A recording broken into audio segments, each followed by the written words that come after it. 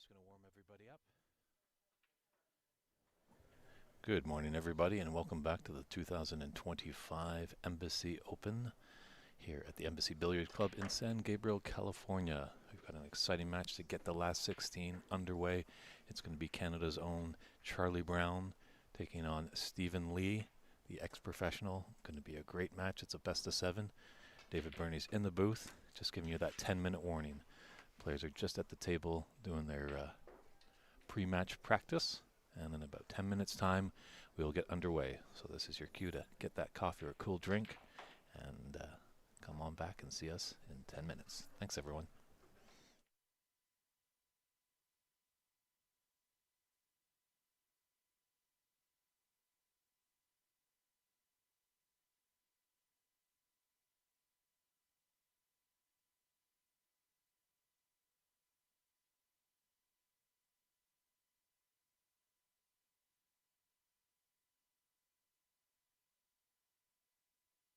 City. Yeah. The venue's pretty good as well. Yeah. But when you've been to so many venues like he has, the tables are the same everywhere. Yeah. It's more about the city. He did. That's what he said. He Yeah. goes, "It's just so nice." Yeah, it's beautiful. Absolutely.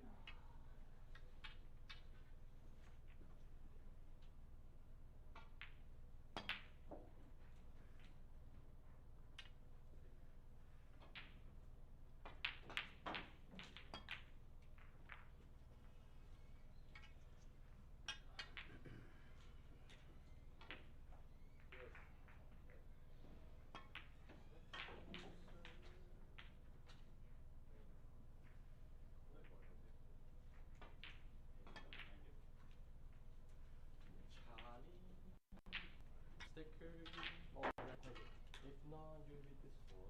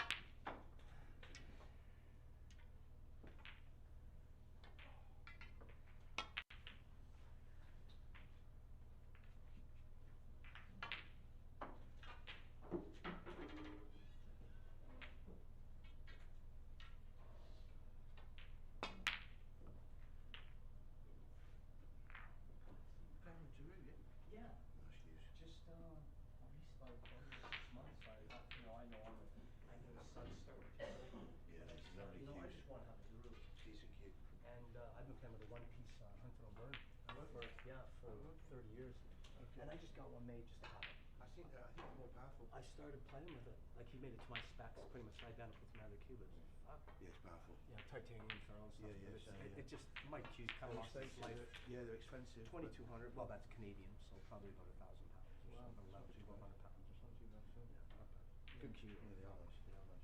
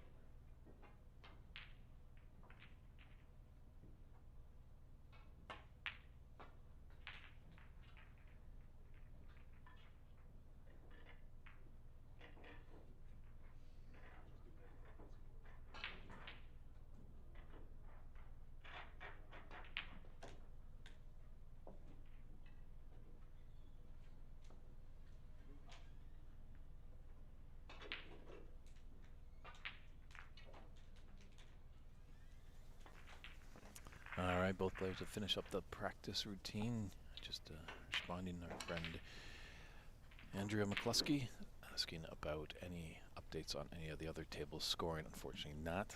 We do not have the Cloud Snooker tablets here.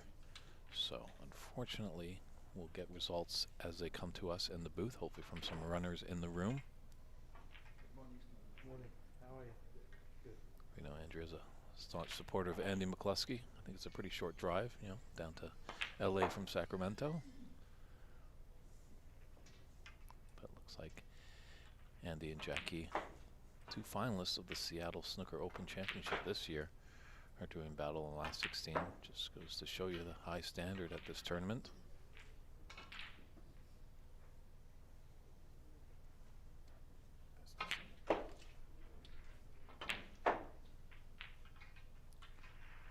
Just as soon as Charlie Brown comes back from his comfort break, we'll be getting into this match.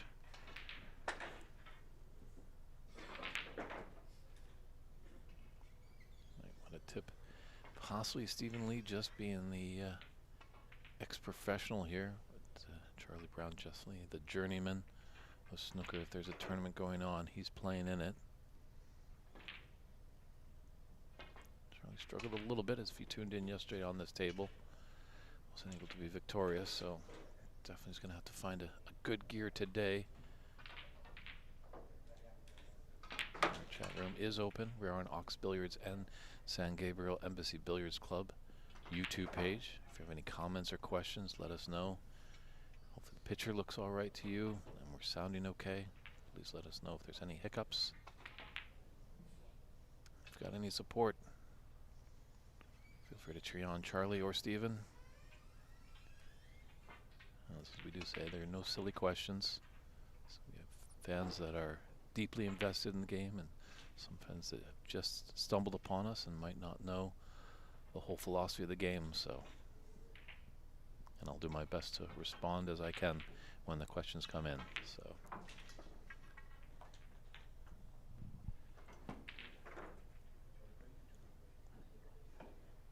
There's the handshakes, and we're underway. Steven Lee set to break us off in this best of 7, last 16.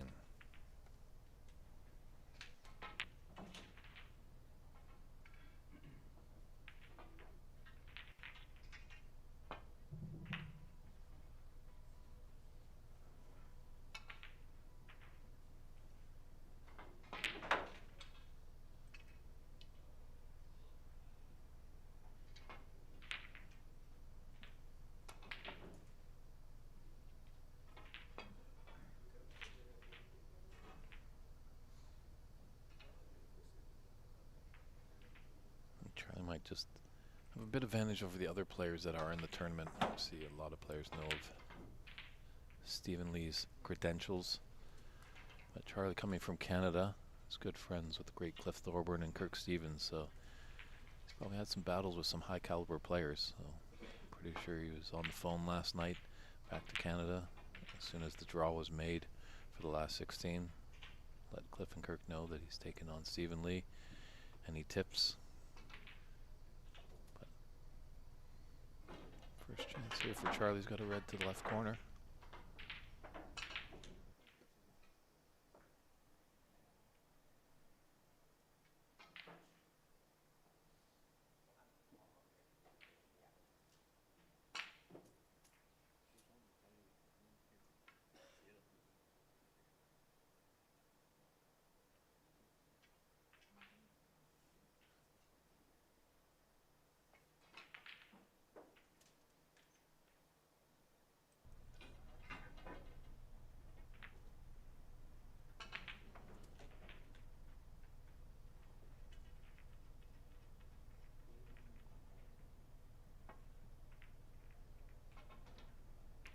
That red's come out to block the path of the black into the opposite corner pocket.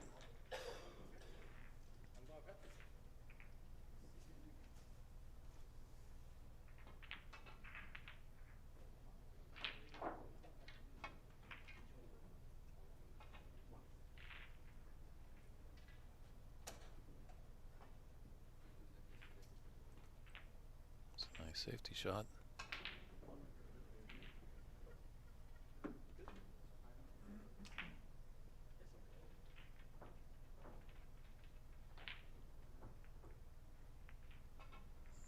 Just a little short of pace. Steven wanted to get into the bulk area. You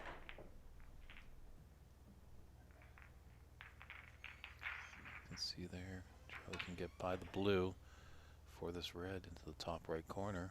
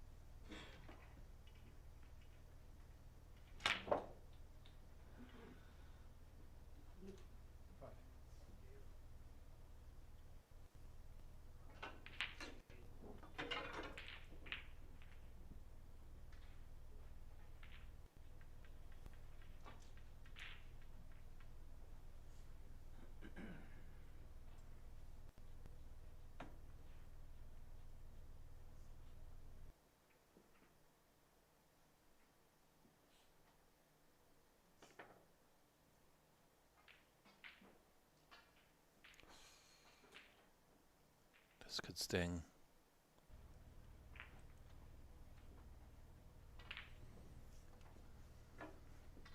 He's missed and he's left Stephen at the business end. We'll have to clear up these reds on the right side. Just open up 2 pockets for the black.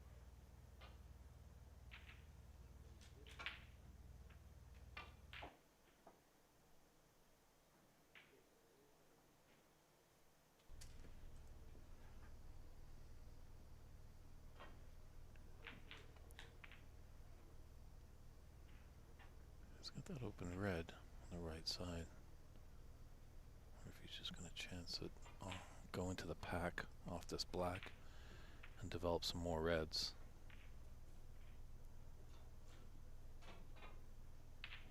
Oh, he's done nicely there.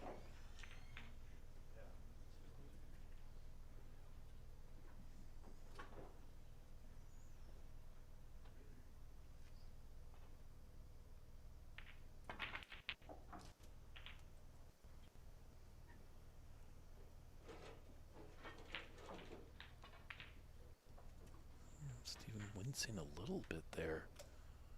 Kind of wonder if something's going on with his shoulder a little bit. Keep an eye on that.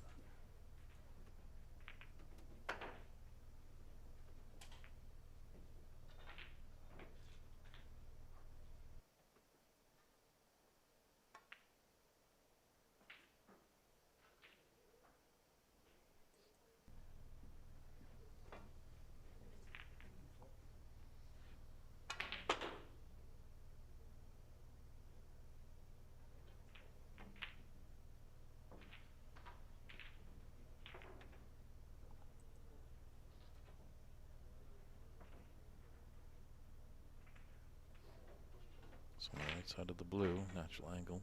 Going to take him back down to the reds. Hope to be a little bit higher, and we can get into the cluster of reds in the middle. Develop a few more. So I'm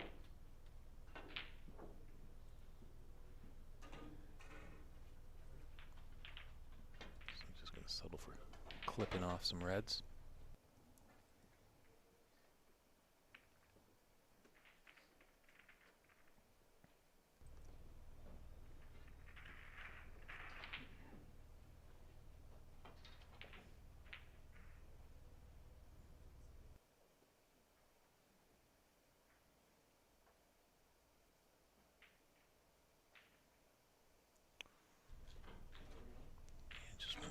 Position, just a little frustration there, so a decent 31 break given the opportunity. This is where you have to pounce for Charlie. Reds are open up. Good opportunity.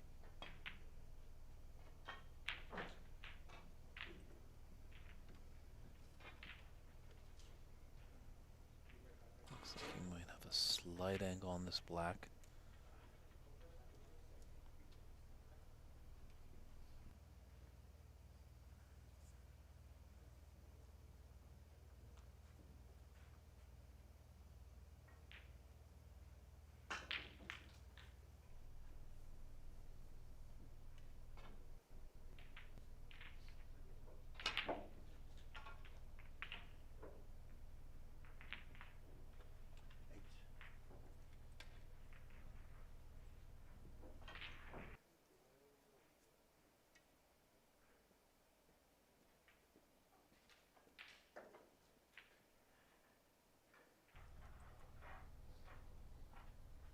was struggling yesterday with those middle pockets, but now it looks like he's found the trick of it.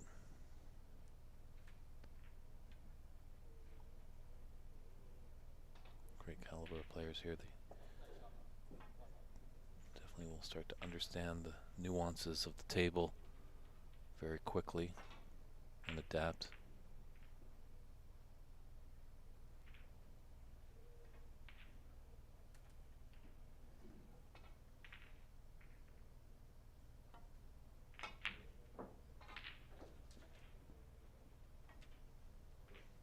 Tofu, Nico, chiming in. Good morning and hello, how you doing?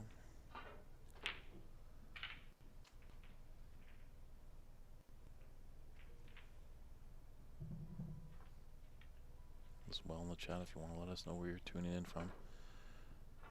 Definitely a global event here. 2 members of the Commonwealth here, Canada and England representing.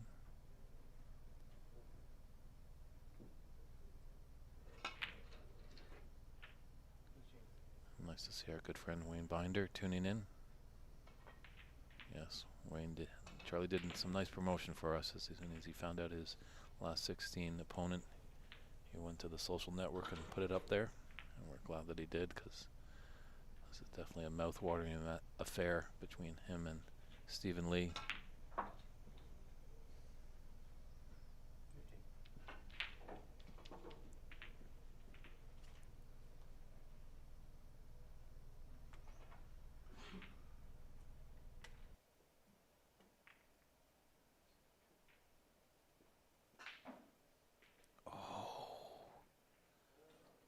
Ouch, that is just going to haunt him.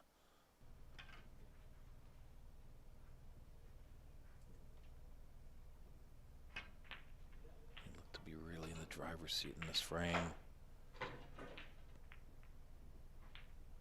Just hoping for a lapse in concentration on his opponent so he can get back to the table and forget that missed red, but it's going to be tough with the caliber of Stephen Lee.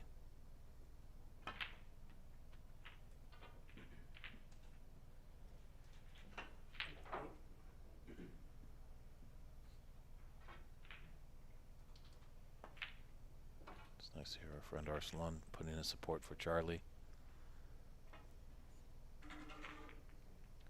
Definitely Charlie a staple at all snooker tournaments here in America and as well up in Canada. So he's definitely a fan favorite. It's very interesting in the game of snooker. A lot of the time we do like to cheer for the underdog.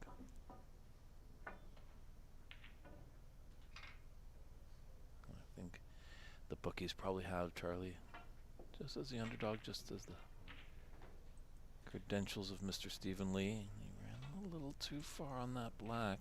So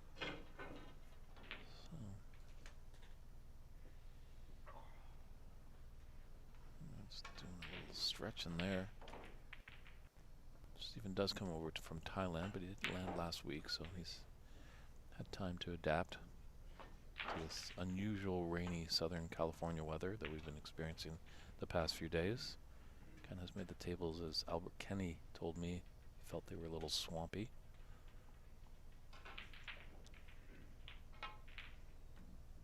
But first round, this best of 7, last 16.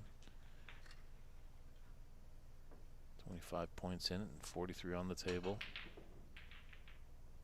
Green's relatively safe as well as pink. But the 4 other color balls are on their spot.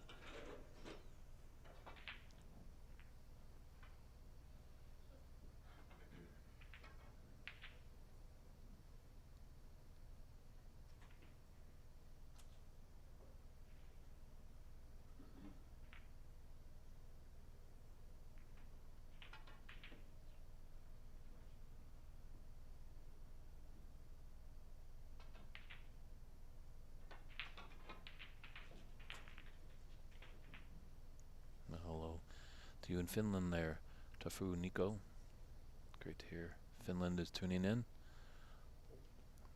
Great Robin Hall, great player there.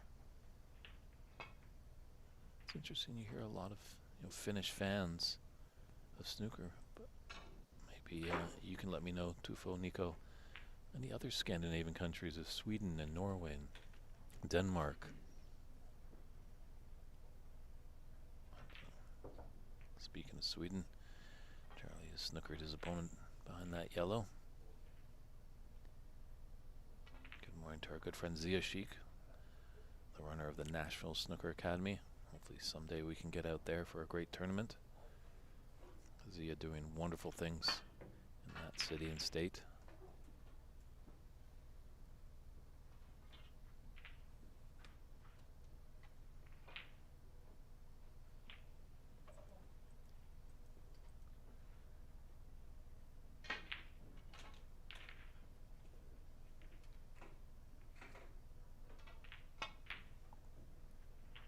My good friend Wayne Byer accurately observing the incredible cue power that Stephen has, and Charlie has beautiful finesse, so it is a treat for our eyes this morning here at the 2025 Embassy Snooker Open.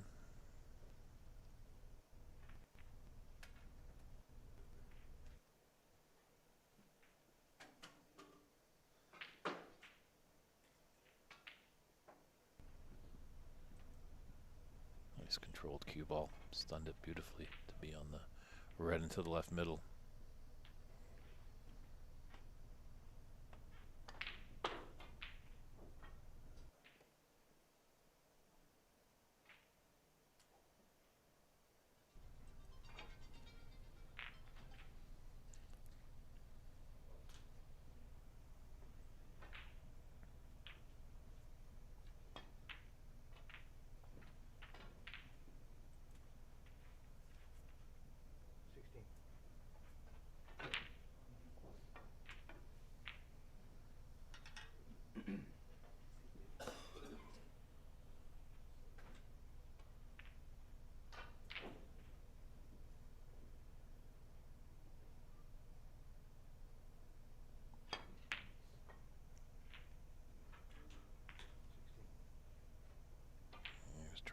Green out,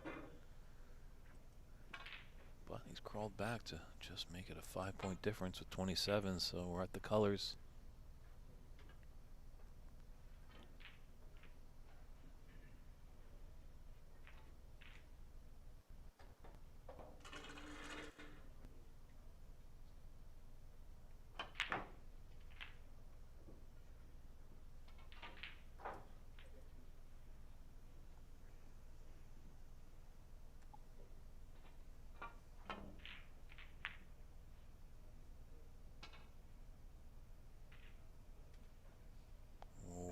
Cue ball headed. Oh, very lucky there. That would have been disastrous for Stephen Lee. This is real awkward bridging for Charlie, as you can see. Just hand on the cushion. It's tough to get comfortable. Hitting only the top of the cue ball. Wow, what a shot. Charlie has definitely brought his game today.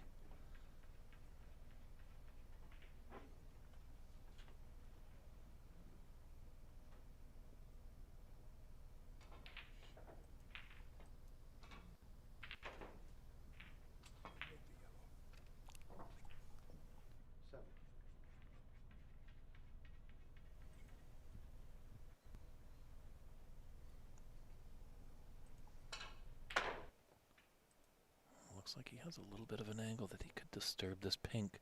Just develop a little bit more after the blue. Oh my, how did that not drop? Wow.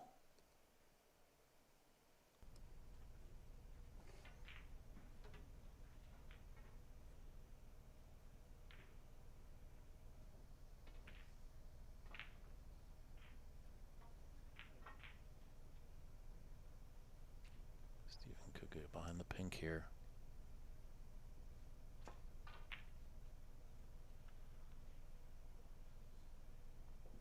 Black as well. As Charlie comes to survey, let's just take a look at that last blue that Charlie had.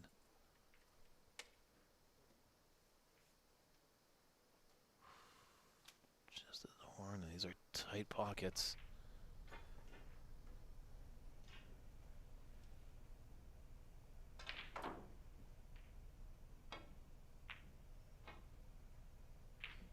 Definitely a nervy and tight first frame. To be a great match here. 48 apiece with 18 on. Either player needs both pink and blue to get the frame.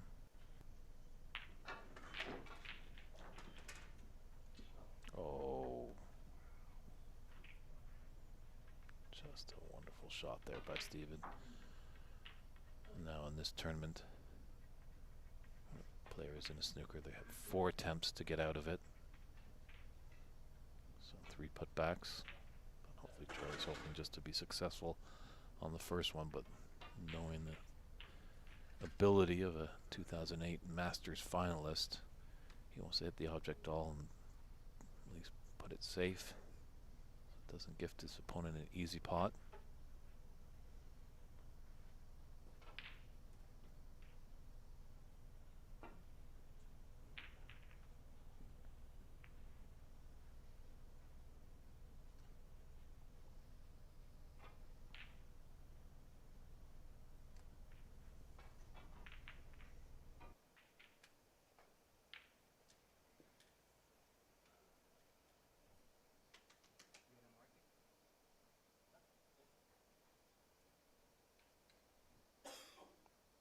Just surveying the table as well. They have a gentleman just on an opposing table.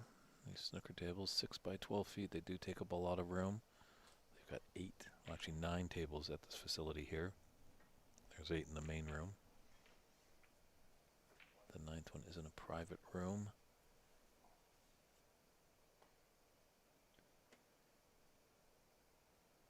That's 5 for Steven.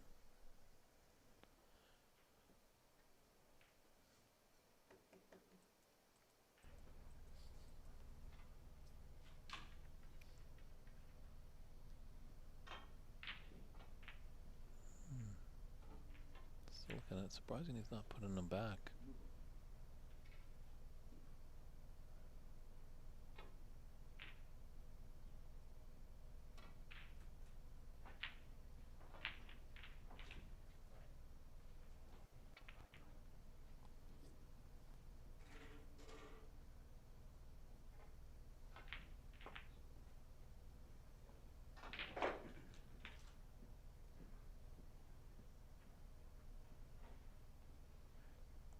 Maybe just first morning match, just came a little short of pace.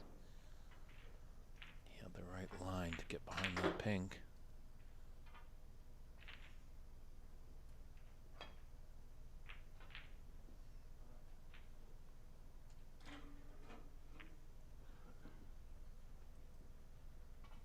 Steven's got a long blue into the yellow pocket. He's Charlie's pushed out the pink into a more favorable pot. So one good long pot. But he doesn't get it.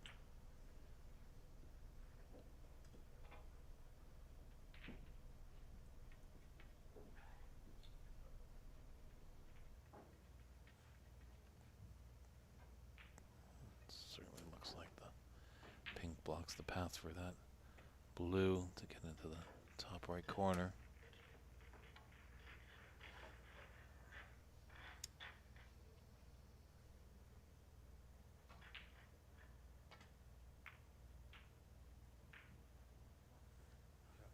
Wonderful shot there.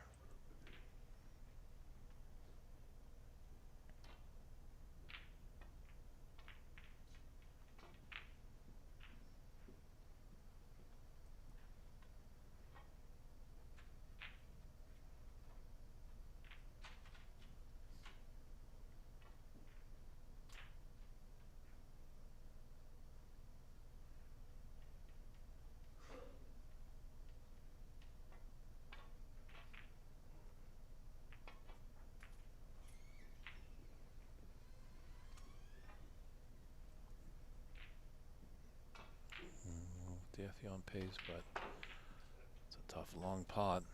He tempted Steven to take it on. Big shot here.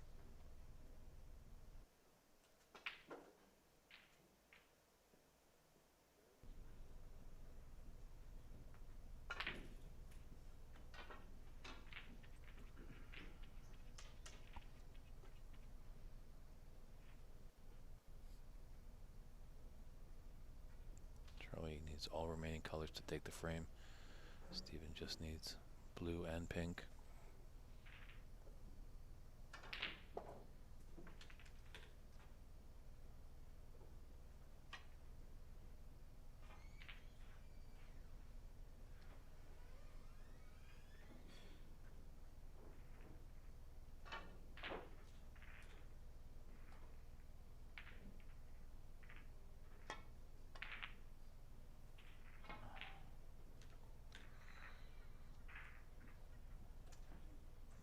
Decent pace, just ran enough.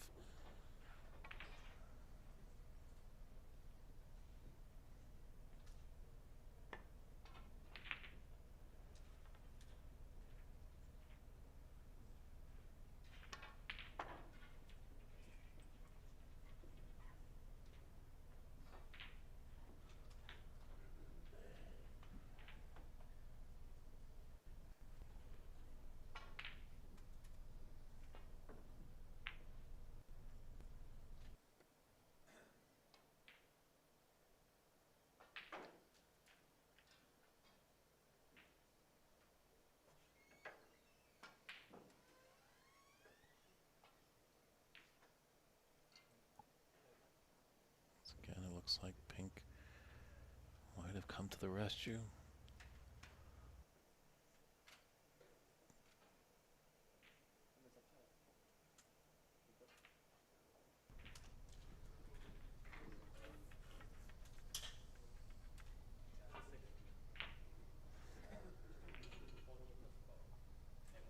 It's mounting to be a big frame. Whoever's victorious really is going to feel good about themselves and have the momentum in the match.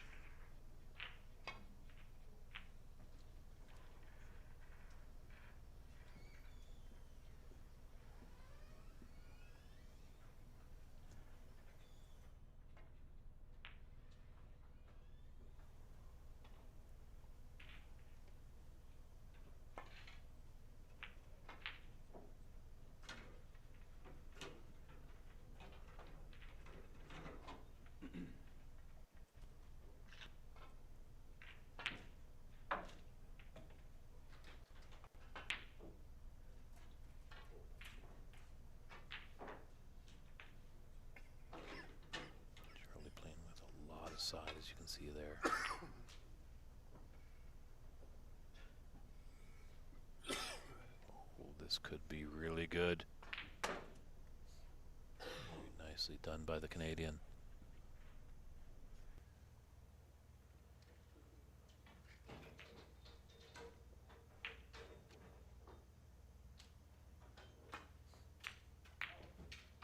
There was a path. He almost fluked that blue in.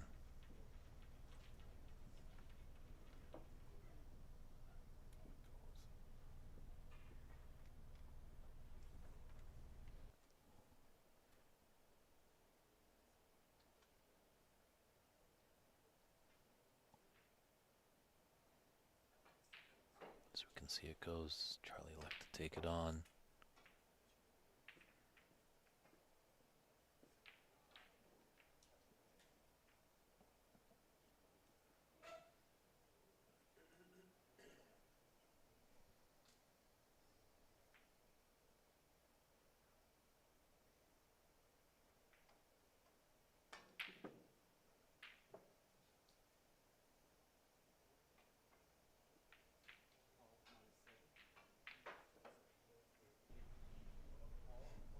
Elected not to take it on.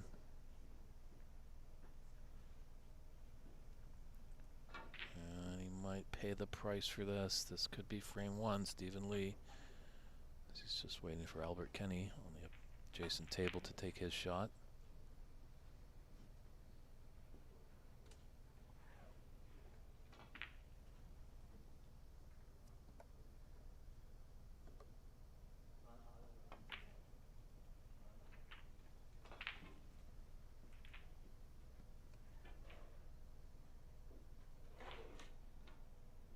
It's pink for the frame. Oh my goodness.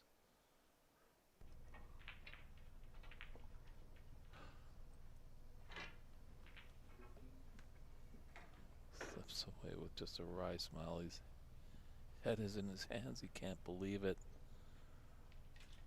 What a swing this would be.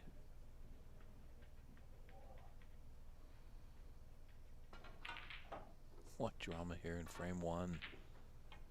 It's only the Sweet 16. Got 3 more rounds to go to find out who the champion is.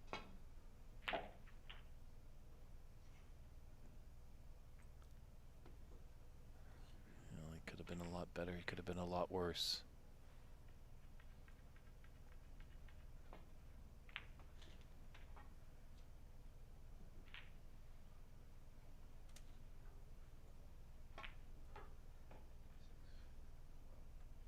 Now a battle over the black.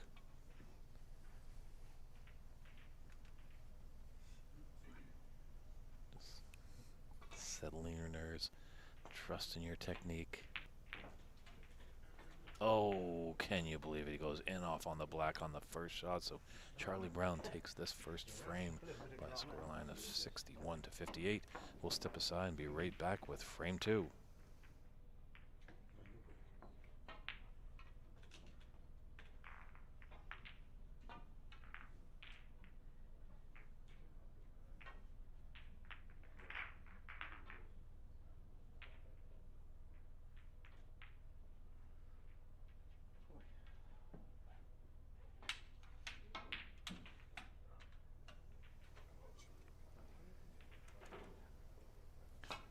What a first frame to get us going all the way down to the black. Let's see how Stephen can respond.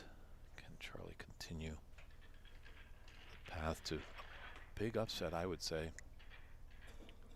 Just knowing the credentials of Stephen Lee. He was in the World Championship semifinal in 2003. Lost to the eventual champion Mark Williams. Was a finalist in the 2008 Masters. Lost to Mark Selby. Has over 184 career centuries, 5 ranking titles, been on the pro scene, so knows his way around the snooker table, but it's no disrespect to Charlie Brown. He's a great amateur. He's been around the game for years. And he's played at a few tournaments here at Embassy, so you might know a little bit more of the lay of the land. And obviously just traveling down from the Whistler area in British Columbia, staying in the same time zone. It's a quick little flight. Stephen has come all the way over from Thailand.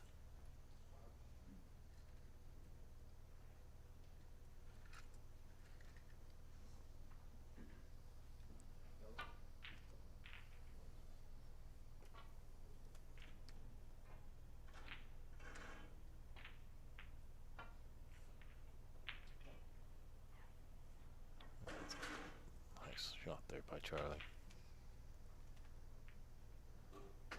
Stephen probably able to nick this red a little bit on the left side.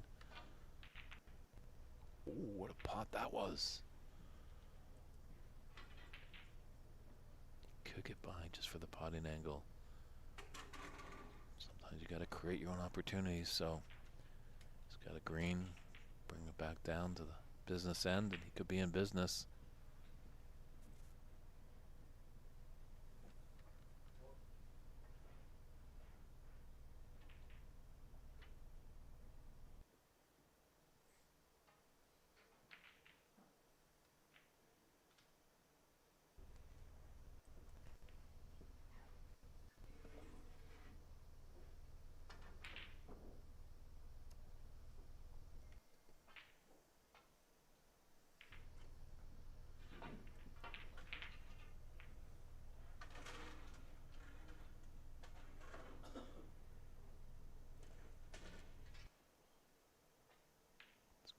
On this for their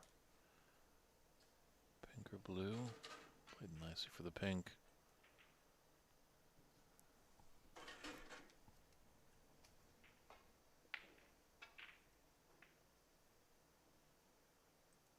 And pink spot is covered, so it's going to go to the highest point value available. In this case, it's the lowest point value, the yellow.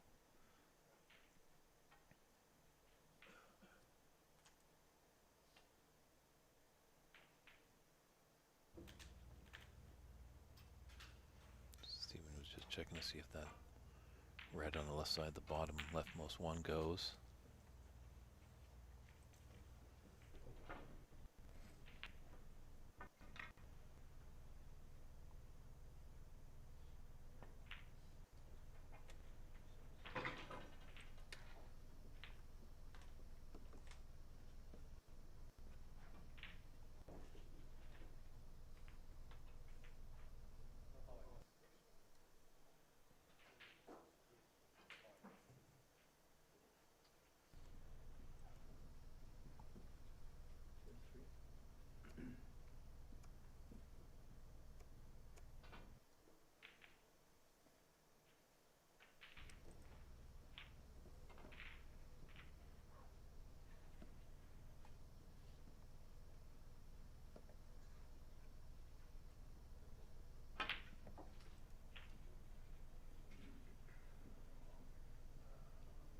Well, this is just what the doctor ordered for the Stephen Lee fans.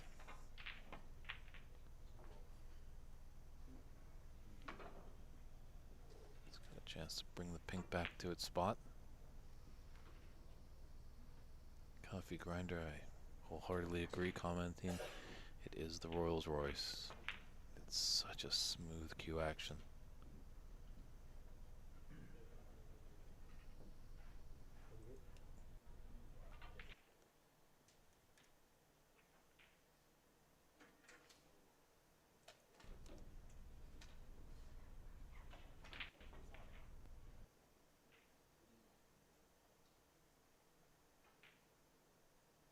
He's just humming around the table like a hummingbird.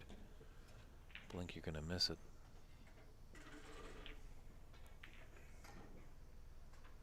Feels like moments ago Charlie Brown was breaking off and Stephen Lee has a 55 break and building already here.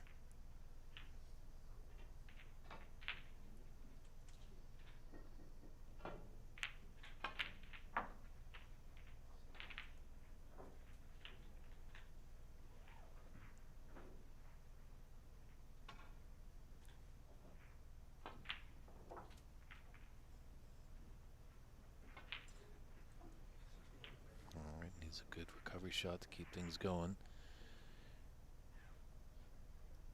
Just needs one red. Put us into the snooker's required stage.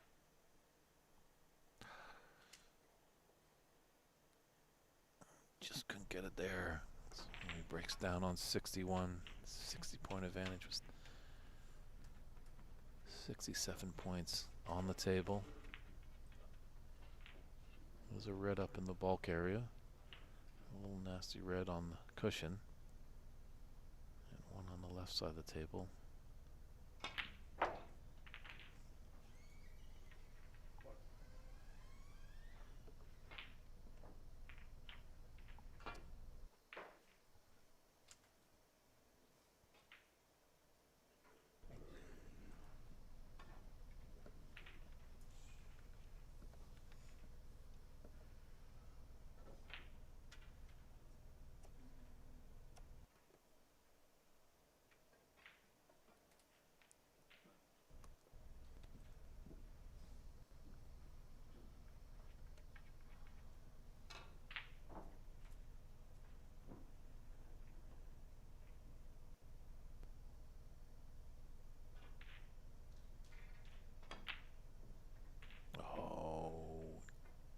Just taking his mind out the pocket there.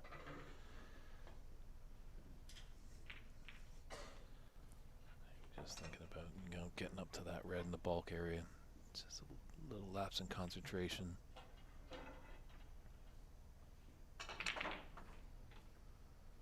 It's easy to call it in the commentary booth, just get down.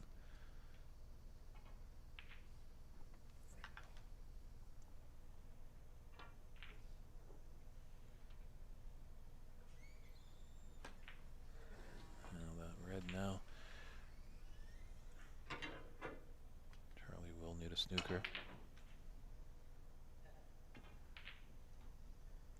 As I was saying, sometimes it's easier to say it when you're in the commentary booth, but sometimes when you're down on the shot, done all the preparation before, and you just got to put all that concentration on the given shot ahead of you. Can't think about where your cue ball is going to be because you've done all that preparation beforehand.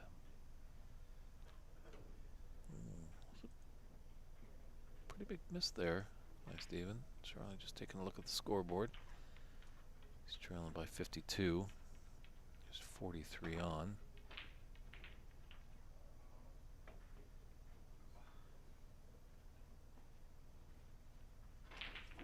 So Charlie does need 3 snookers. There's reds on the table, so always potential of a free ball on that last red.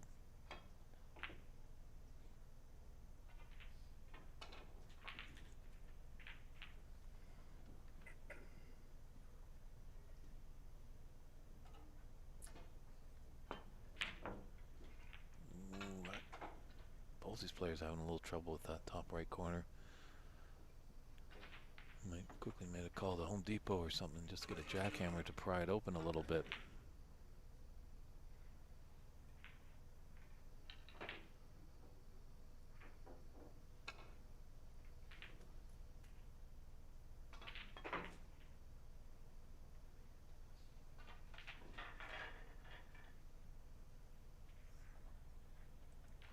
That's a nice shot there by Charlie. It's got Steven. Well, he might be able to just skim by the pink. He was able to.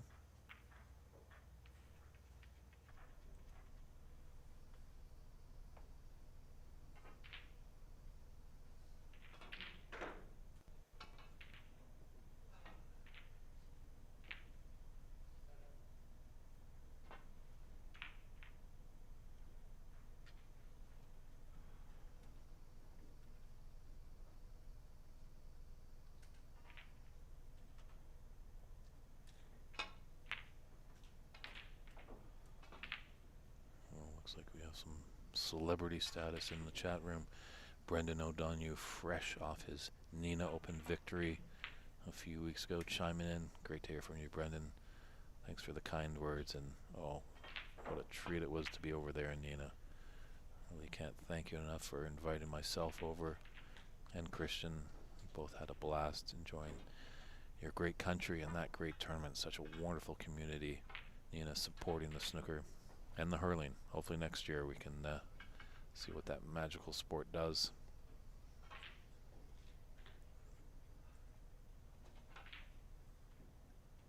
I heard that you, Brendan, tried your hand a little bit in some commentary over there at the wow, what a shot that was. Brendan, heard you commentated a little bit over in Qatar on the IBSF World Championships, so good to see.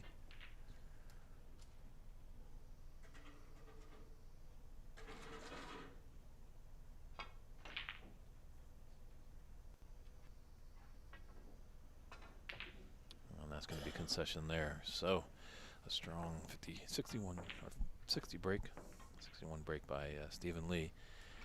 Made that frame his. Charlie had to battle back and just couldn't come through. So frame 3 is upon us. Our good friend Salah Hassanin, 1889. Apologies if I'm mispronouncing your handle there. We do have another table that's being streamed on the OBSA YouTube channel. Our good friend Rob Richards is providing commentate over there. That I believe is Albert Kenny taking on Ayman. Not sure where that match is, but you can definitely take a look at that one. But this featured match where we are is Charlie Brown and Steven Lee. Charlie's just excused himself for a comfort break, and hopefully we'll be right back with frame 3. As you can see, there's all the details of this great tournament. Big payout here for a winner who's going to hoist the trophy on Wednesday, tomorrow, and get $10,000. Runner-up not too shabby with $5,000. $2,500 for each semifinalist that didn't make it into that championship match. Quarterfinals, $1,250, and if you get a century or higher, and lone one with that, you'll get $1,000 as a high break. So 99 isn't going to cut it as a high break prize. Both these players that we're watching today could get that high break prize, but we'll see what happens. But we certainly have a match tied at 1 apiece.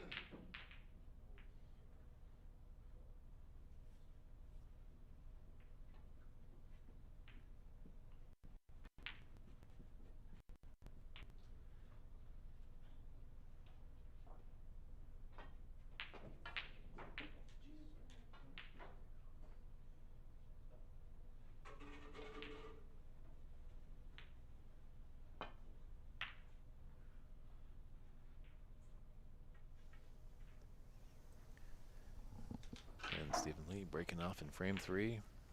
Certainly have a match. Both players have a frame to their good side. Was a best of 7, is now a best of 5.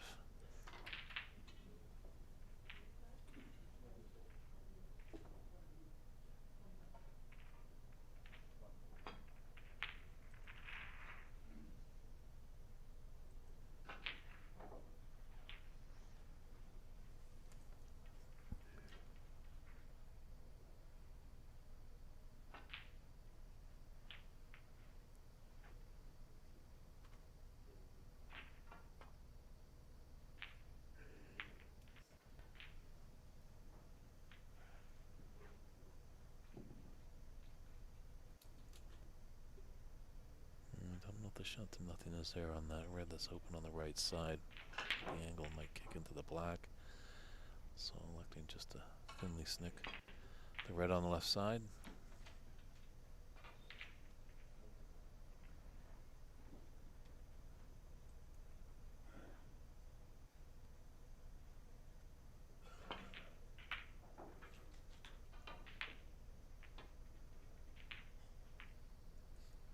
Bit more of an aggressive safety shot there. Gliding into the pack to open up some reds.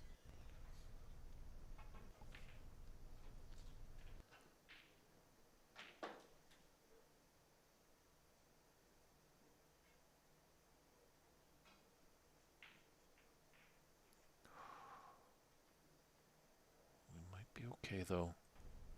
It's a gutsy long red Charlie took on.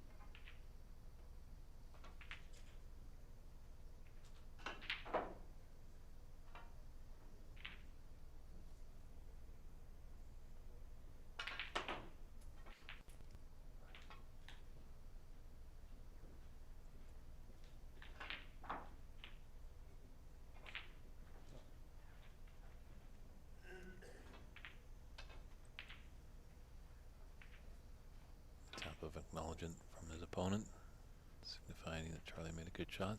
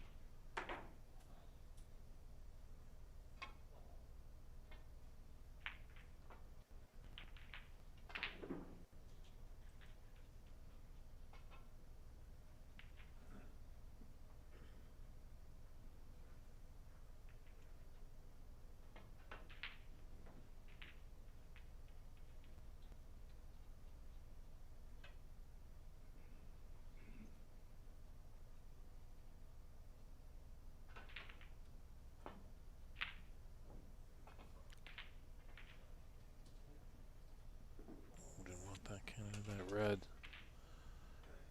These corner pockets are playing tight. So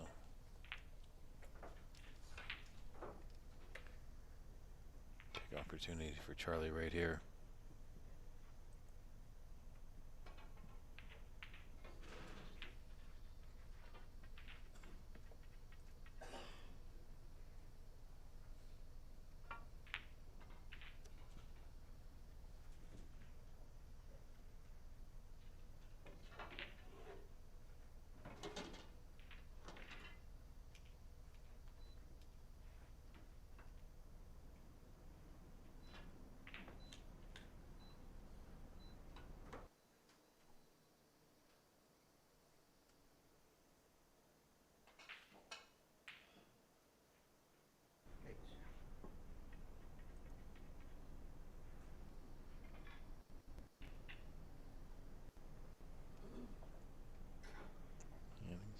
little straight on that black. Just have to draw it back. And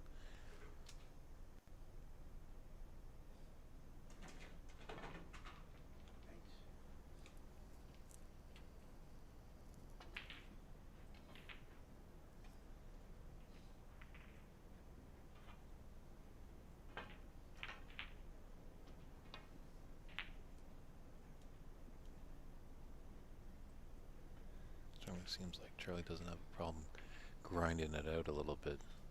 It's even more the player that wants to get in and just put in a hefty break.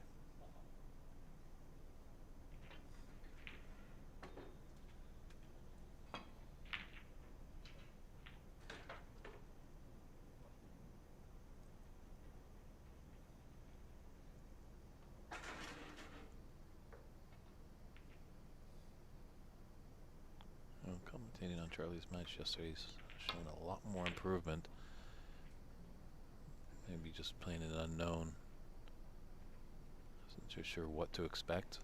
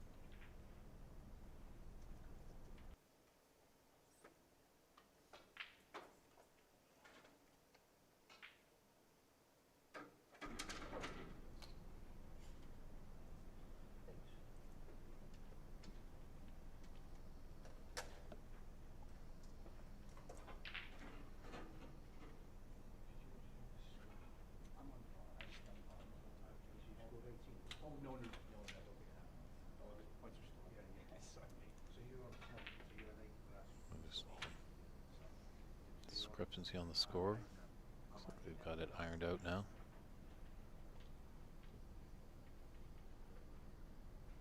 Didn't even notice I was 61 down already. That's what I thought. That's just positive thinking right there.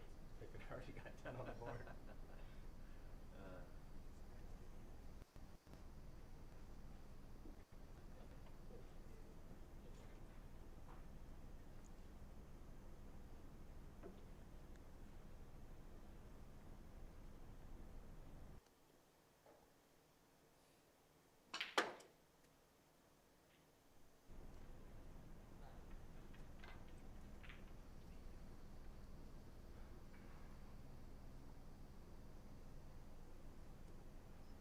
Gently rolling this blue, the red to the opposite middle pocket.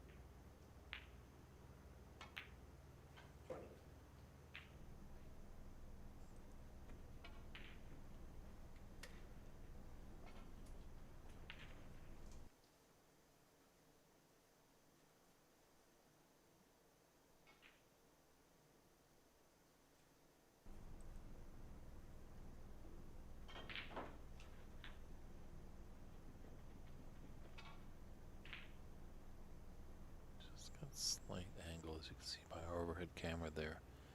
Just a little bit on the right side of the blue.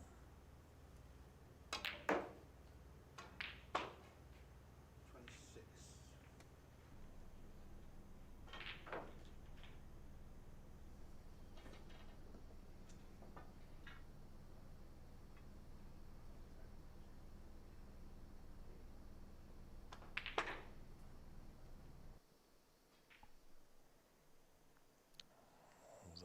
God, it was a tough one. It was in the rest, and he's left it.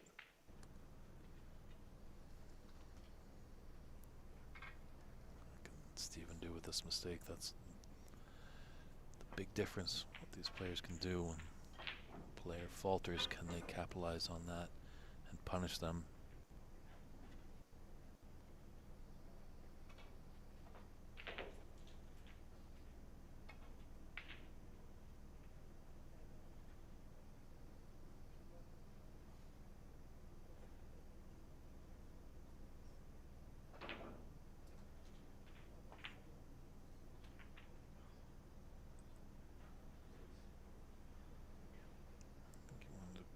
Thicker of a cannon.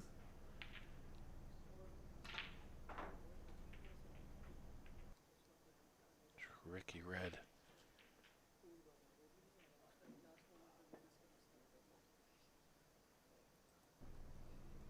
Other players have faltered with these middle pockets on those shots, but it seems like Stephen has found the secret to success there.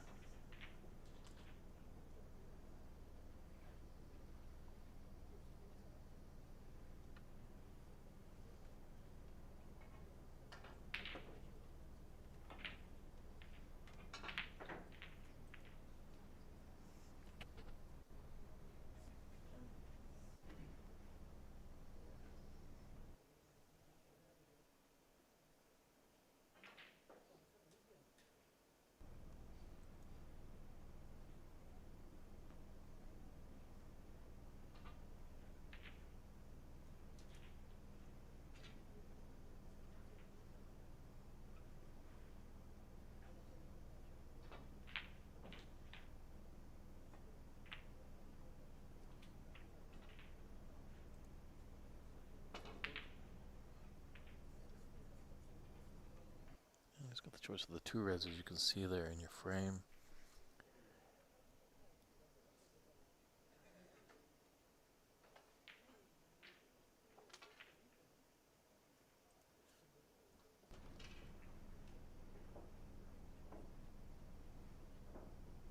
And this other red there is open to this opposite corner.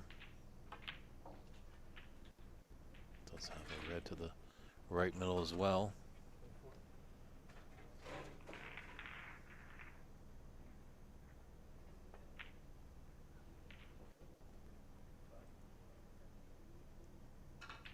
Just nicely caught on the right side of the blue.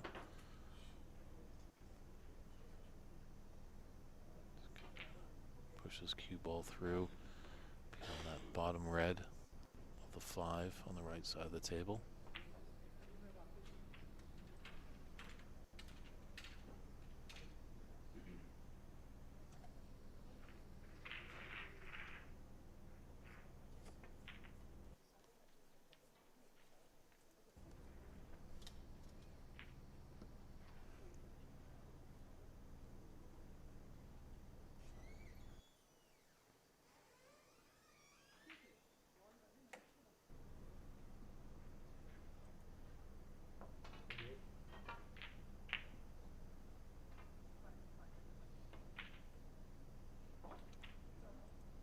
This is a great response here.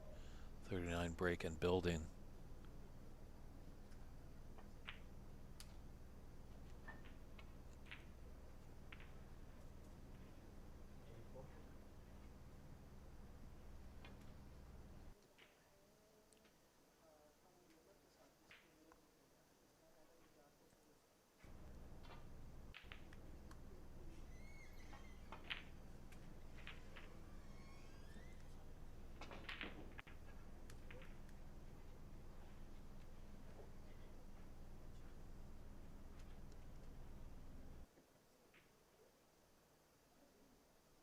Ooh, a bit high though. 51. Yeah. He broke down on 51, but has a 51 to 34 advantage. Just 17 points and 43 on. But he didn't gift an opportunity. That red didn't just sit in the jaws of the pocket, so Charlie's certainly going to have to work for it.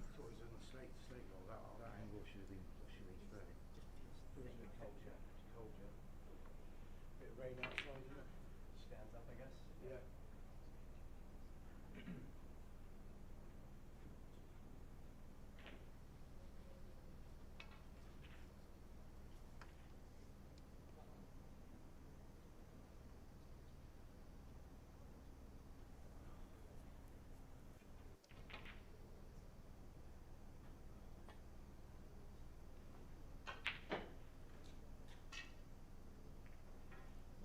loosely controlled pace shot.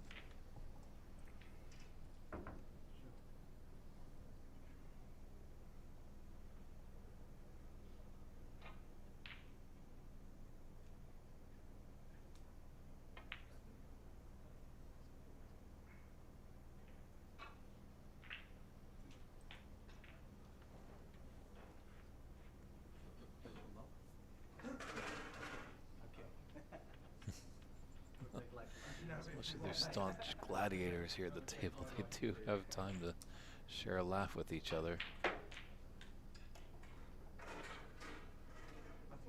It's our good friend Darren Taylor from Arizona. You know, when you become friends with people in the snooker world, you're friends for life. There might be a lot of gaps in years that you don't see each other, but you kind of carry on like nothing's changed. Not sure if either of these gentlemen have met each other before, but I'm pretty sure. And there's another event that they'll be remembering this match fondly.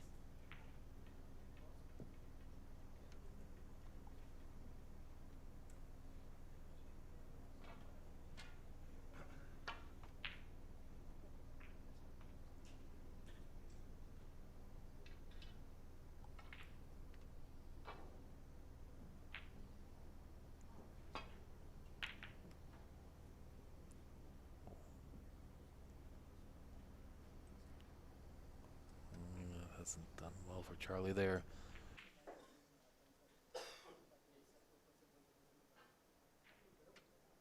Yeah, those tough corner pockets. Charlie's gonna have to deal with it now. Big shot of the frame on this red, the top left corner.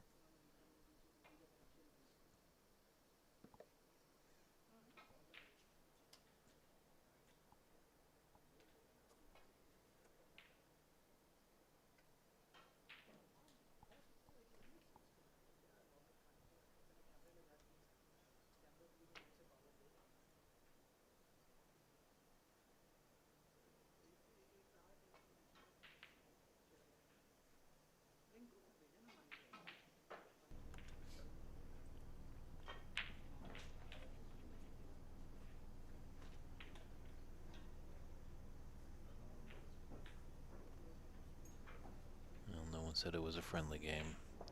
Greatly disciplined there by Charlie. Takes his one, and we're down to the colors again. As we've seen this favored Charlie in the first frame.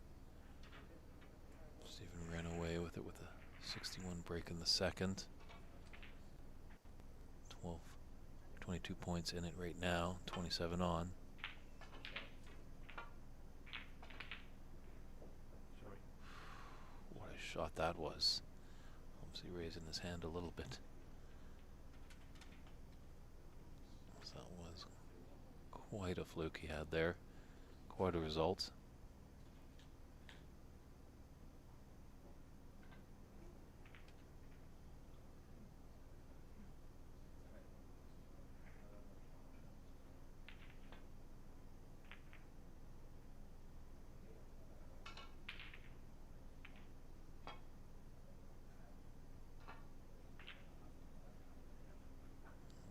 We'll be going back. Just take a look at that last shot that Stephen had. He was snookered. Done well to get out of it, but then just look at the double kiss on that yellow. And he gets a nice result. Puts Charlie in a bit of bother as he already sacrificed 4 penalty points. Will there be some more?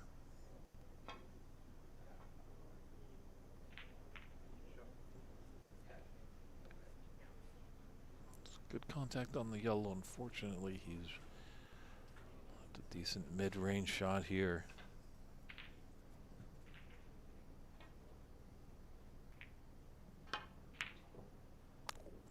Can't pull the trigger on that. That was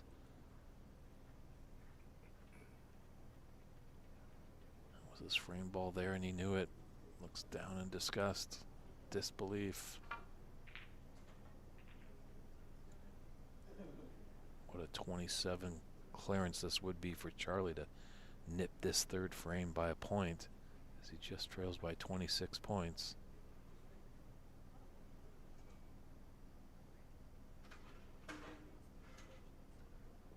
Tricky little yellow and green. Some black's a little bit off its spot. Maybe even pink fraction off its spot. But it's these two yellow and green balls that are posing some difficulty.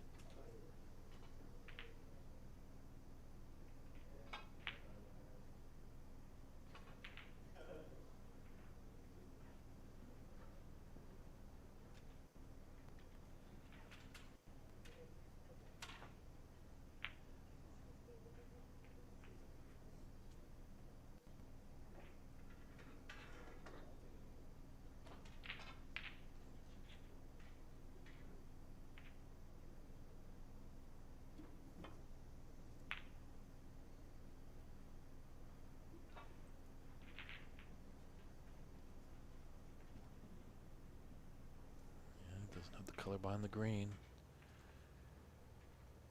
Looks like there's a slight little angle on the yellow that Charlie can come up and down table.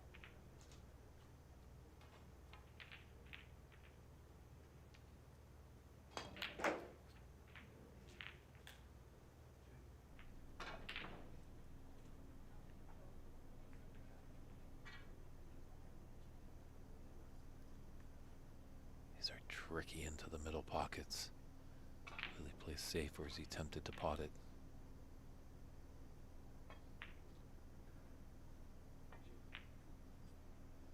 Yeah, he had it there. The brown shape was there. He was going for it all there.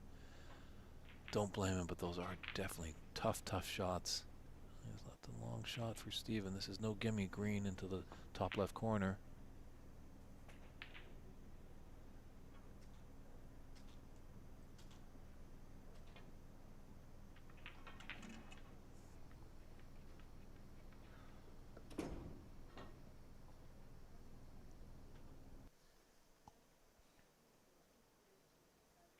Big green here for Charlie Brown.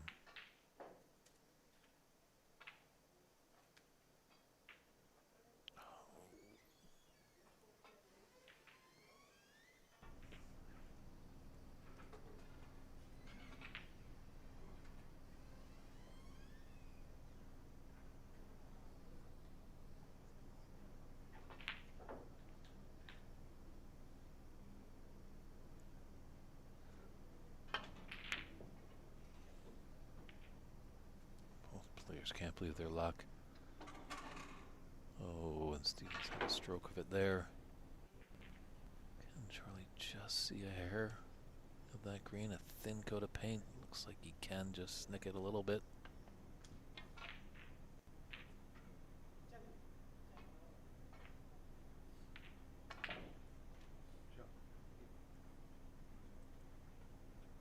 Oh, what a shot there. Opponent in the snooker.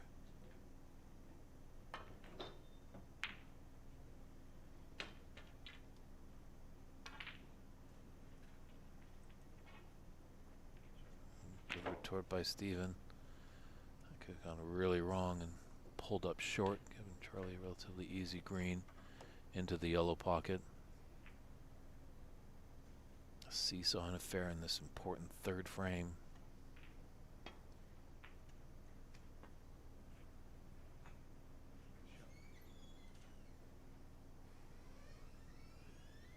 Once again, the Canadian's done well.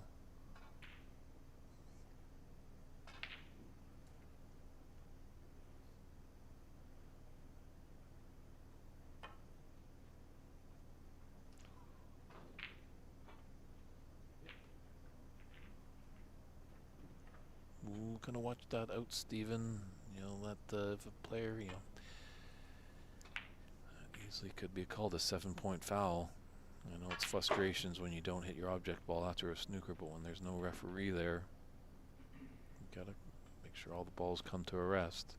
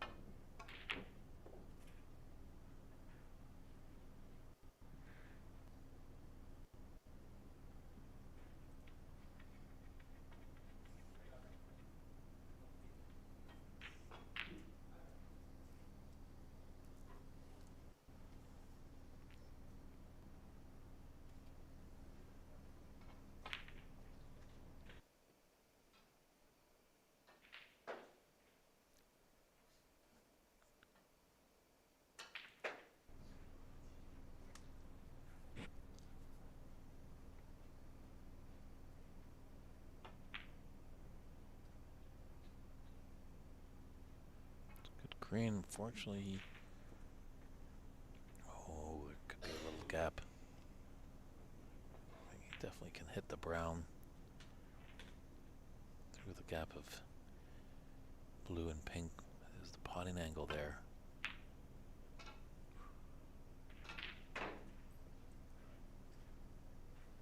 So Charlie, come and take a look at the scoreboard.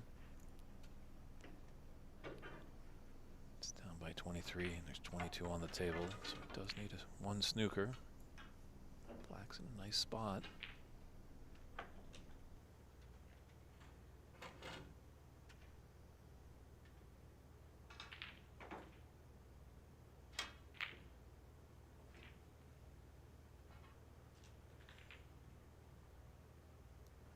Got on the black nicely. Look at this shot. Very nicely done by Charlie.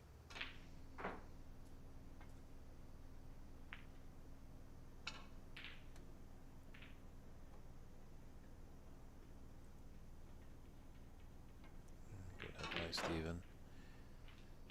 His opponent does need the snooker. He's not too worried much. Obviously, if he puts that brown spot that his opponent can pot it.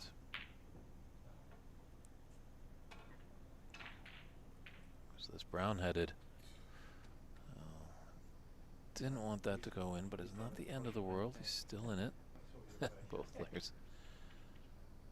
You wouldn't think they were opponents by the amount of smiles that is going on around this table.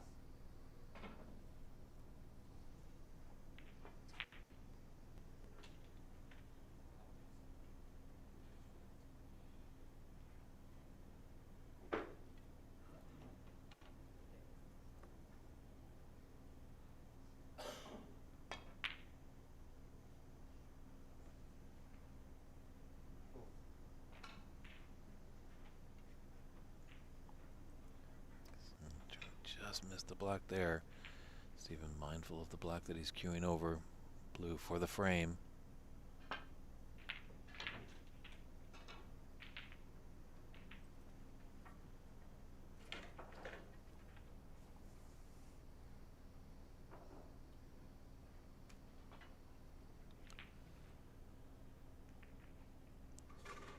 Brendan O'Donoghue just curious about his fellow countryman Andy McCluskey.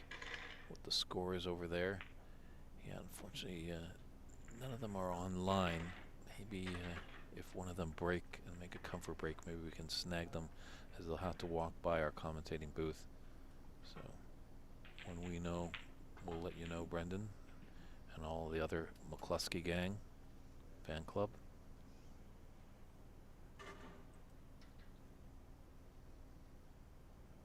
Pretty sure it's going to be a battle there for Andy. He's taking on his fellow finalist of the Seattle Snooker Open, Jackie Wee.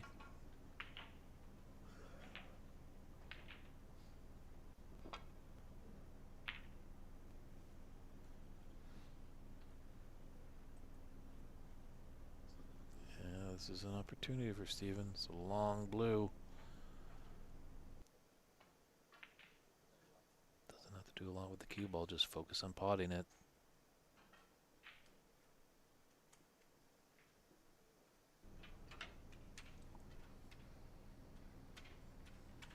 Just drops his head in disgust.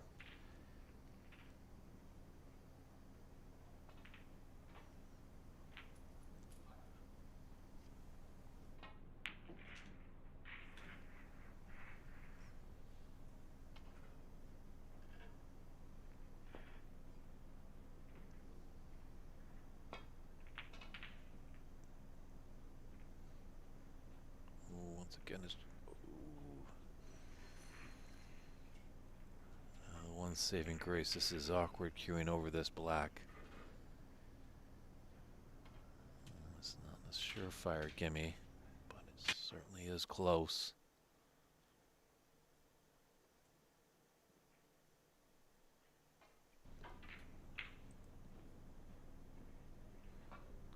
This pink surely will seal the deal. Cagey frame there when it got to nearing the conclusion, but Stephen Lee takes this third frame 75 to 45. We'll step aside for a few short moments and come back with frame 4.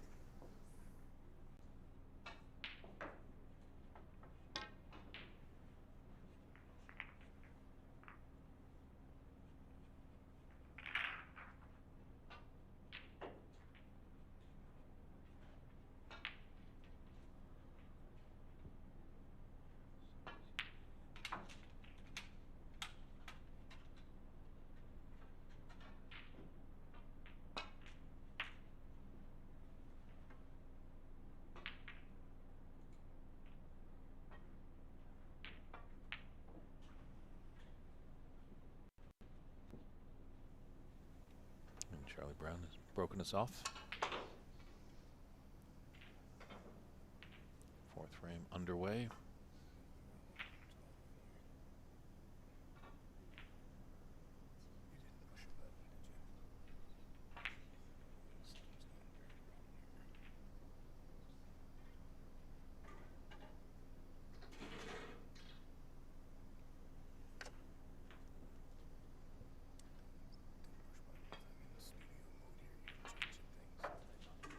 Okay.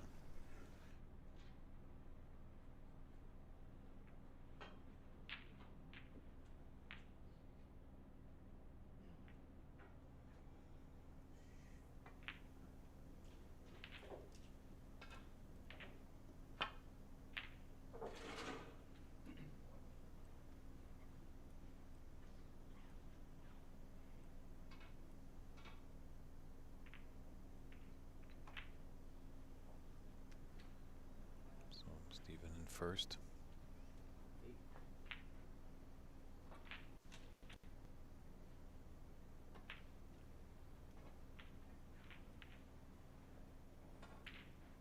Apologize, we just have a little technical glitch with our video software. Trying to just update it for you, everyone.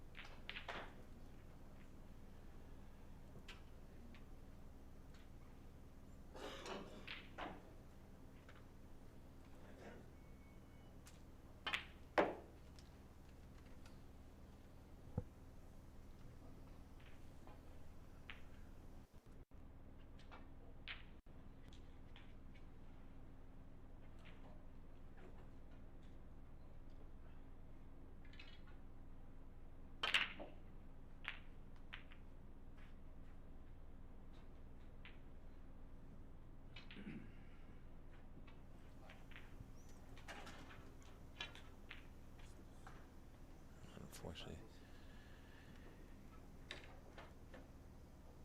pretty shoddy cannon into the pink. The pink went in off, so Stephen has forfeited a foul 6.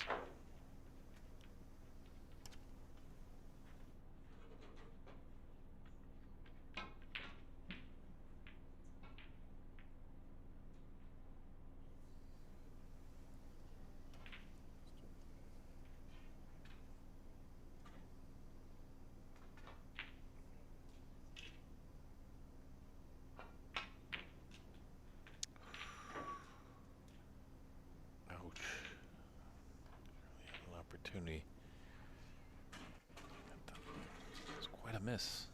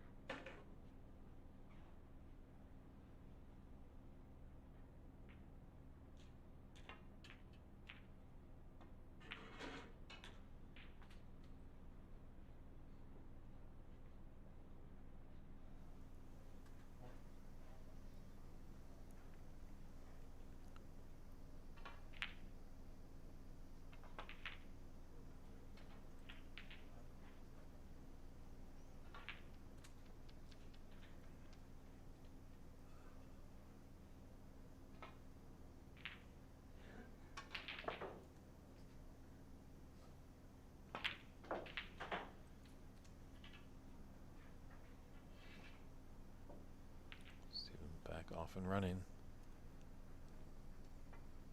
Charlie couldn't capitalize too heavily when Stephen inadvertently knocked that pink in.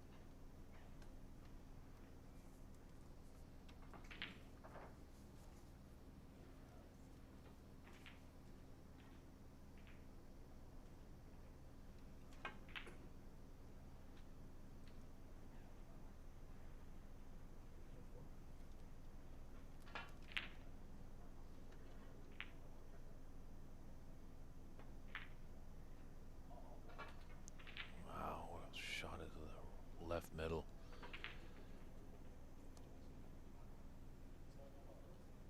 Does look like there's a little space there for Stephen.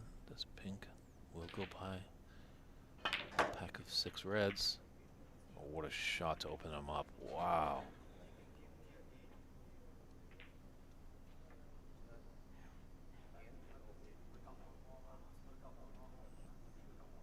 That shot, I think, has put him definitely in the driver's seat to take this 4th frame, extend his lead 3-1.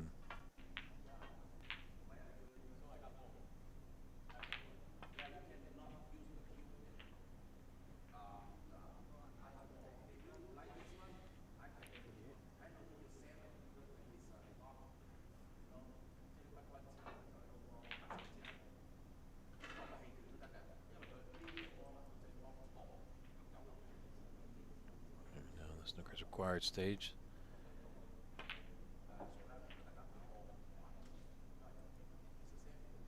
Definitely with a 72-point lead, 59. I would be surprised if Charlie comes back to the table.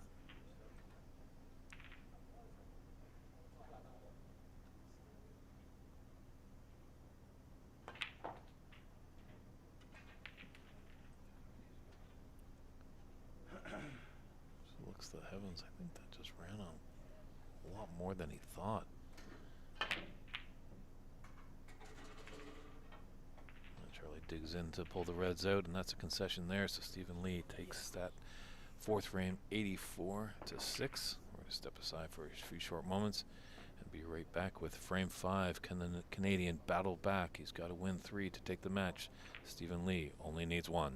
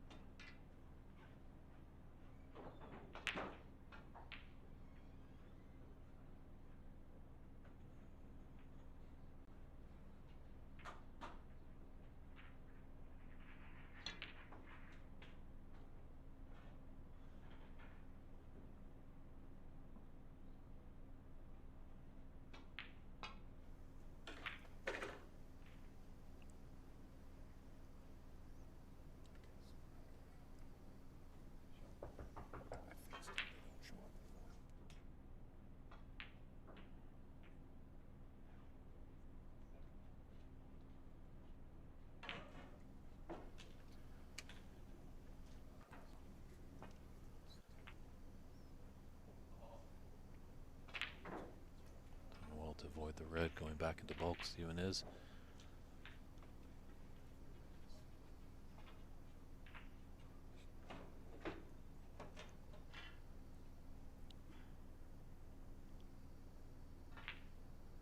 And big James McCluskey turning in. Just curious about an update on Andy's game. Well, they've been battling it out. They're on their colors. I'm not sure what frame or any that they're in there. If it looks like it's been a pretty tense frame over there.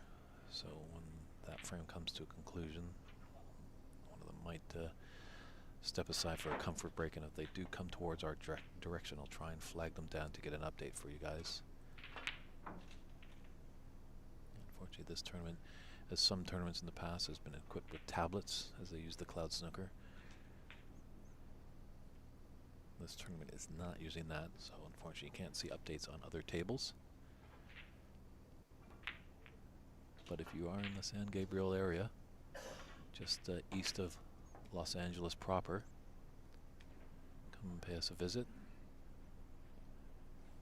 We got the Sweet 16 this morning, leading up to the quarterfinals, and then Championship Wednesday with the semi and finals going tomorrow. Admission is free over here, lots of great seats.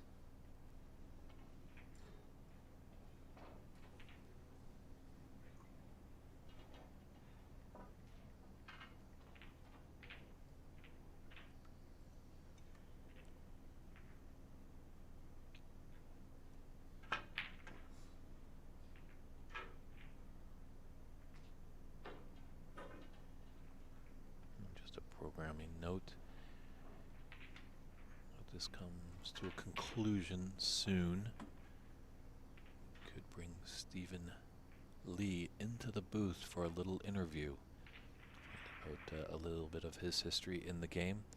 So if you do have any questions, pretty sure Stephen will be happy to answer them.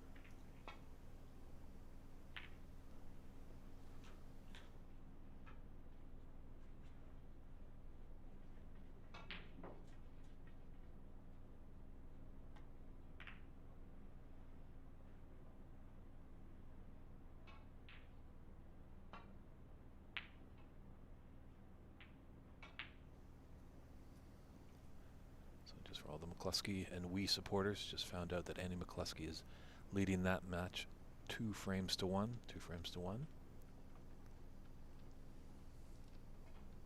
Right now, Stephen Lee is leading 3-1 over Charlie Brown. There's a slim advantage in this 5th frame, 6-0.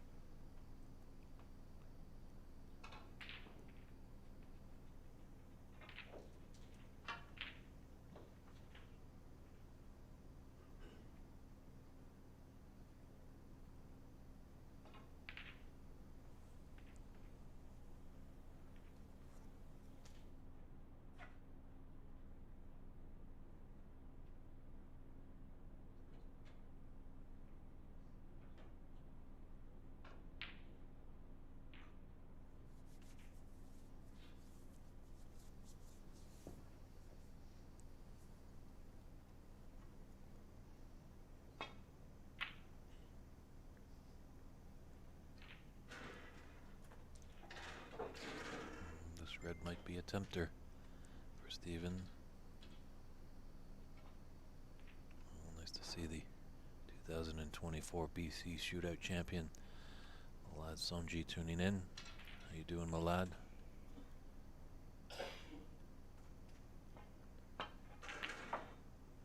Malad is the developer of QPAL. A fantastic application for your phone. I was talking to Malad, really was born out of necessity. He came to Canada and really loves playing his snooker, but found it trouble to find out where all the players were. So with his great technical team, developed the QPAL app, And if you're not on it, get on it. It's a sensational application.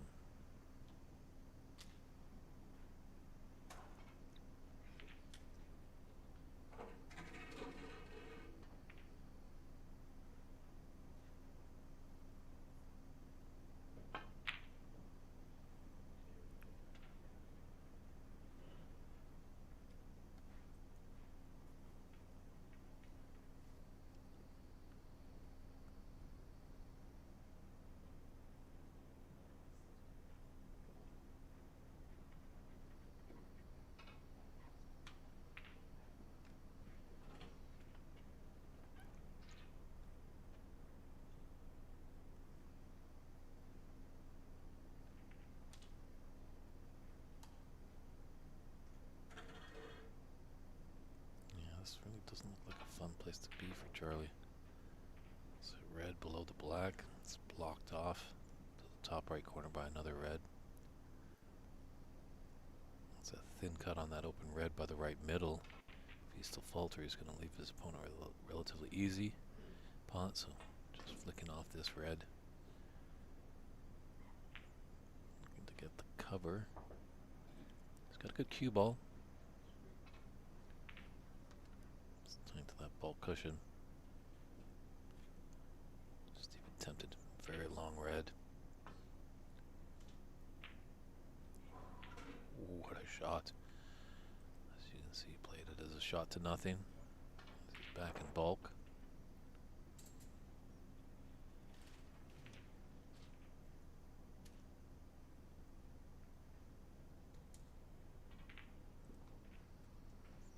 If we judge pace on that shot, always cardinal rule, obviously make sure you hit that object ball.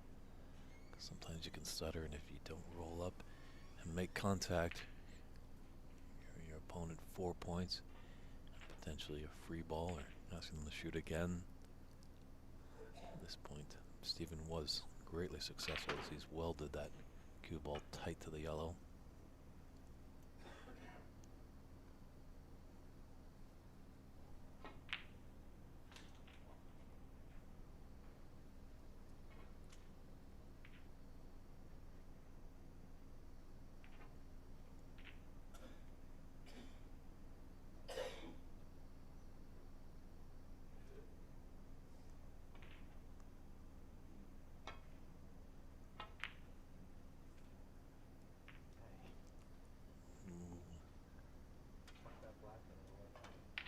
Let's have a look at this. That's 7 big points hitting that black.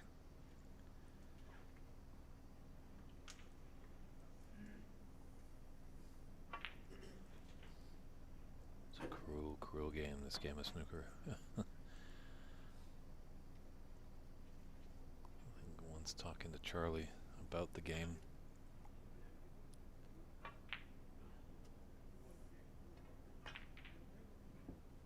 Discussing, I was asking him, why you get into this game of snooker, Charlie? Well, he's like, you know, the frustration, the anxiety, just mental destruction. But then you have those few minutes of glory, and that's what keeps you coming back. It's kind of like us in life. We're always trying to achieve perfection. So as we know, perfection on a snooker table is a 147.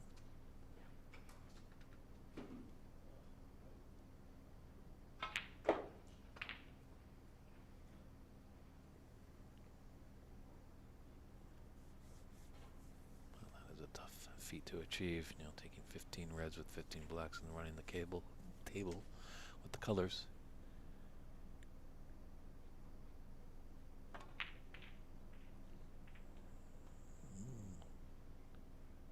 Red doesn't find the bottom of the middle pocket.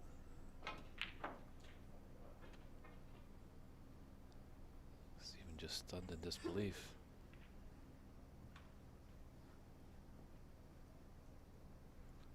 Yes, man, lad, I agree. We're all looking forward to bringing a major tournament to British Columbia soon. Definitely are on the beginning stages, creating an association out there. Lad's done some fantastic work, as well as Gordon Wu and Vineet Desani. Great team up there. definitely starting to grow. Way back when I got kind of restarted back in the game in 2014. There's only one room in the area where I live in British Columbia, in Vancouver. A place called Top 147 in Richmond. Owner-operator Jonathan Sun has 7 tables there. Usually the site of most of our tournaments in the community up there. And within the years, we've seen more rooms open up rather than closing, so that's always a good thing.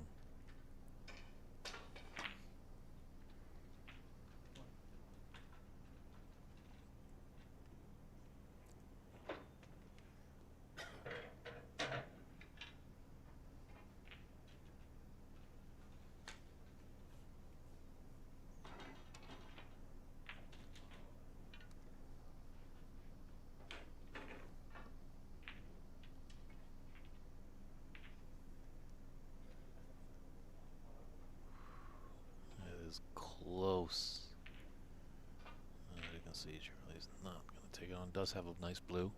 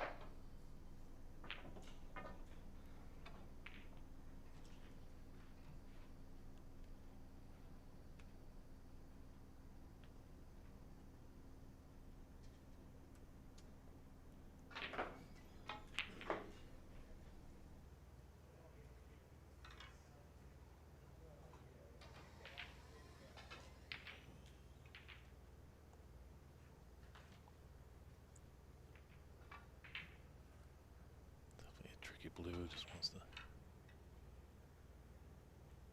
stun right there off this blue. Hope for the red into the left middle.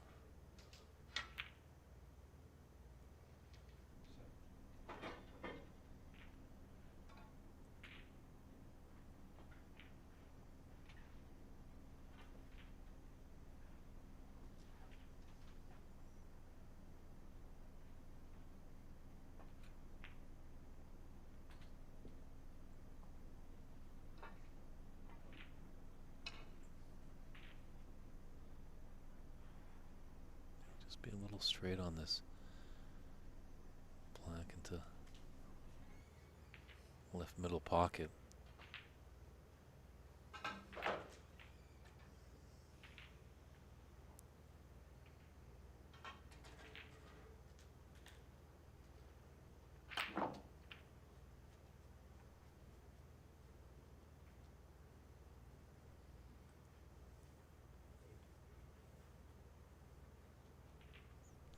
Kind of in nowhere land.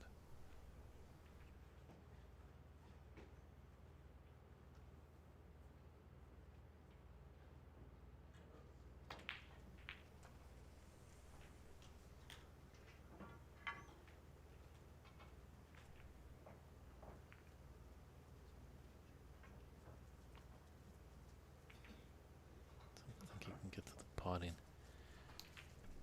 path for that red. Maybe he can.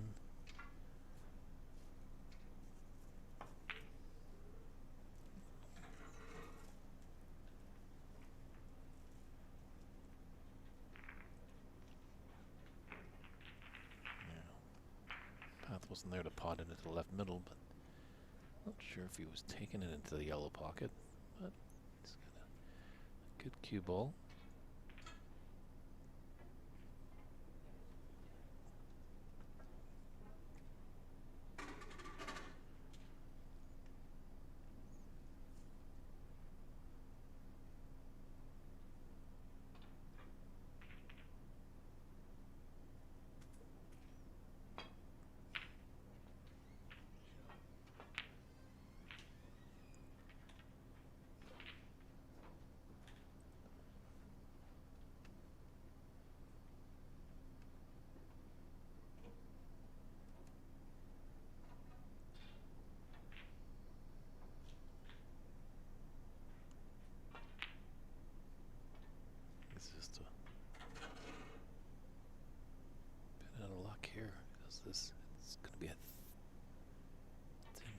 by. I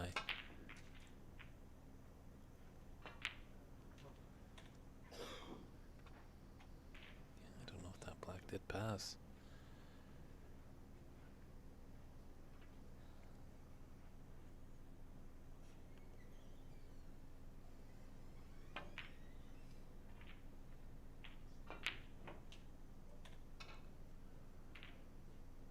Stephen Lee slowly inching towards the winning line.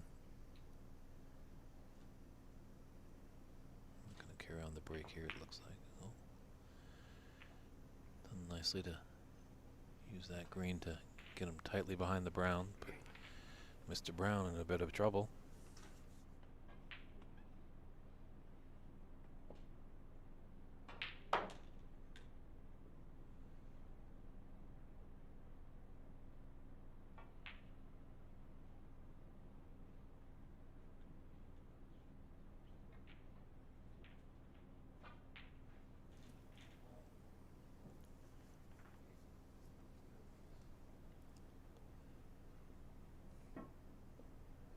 Big thing for Charlie. He's got to hit a red.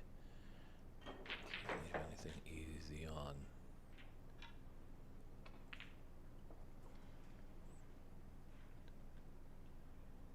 You give Stephen an inch, he'll take a yard.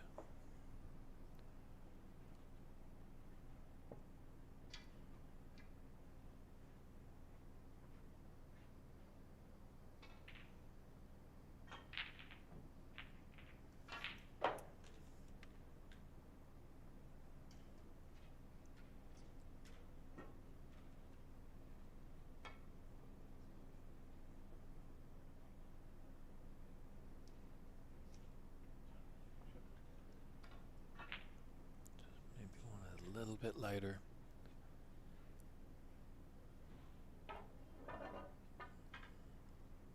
Because there where it was going to the right middle.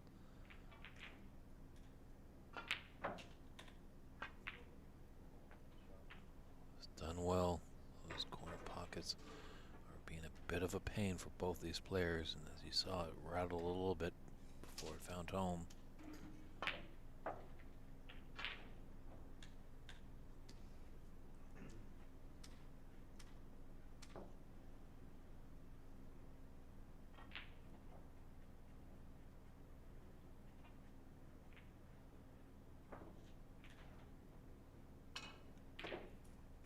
I don't think there's a pathway past that pink.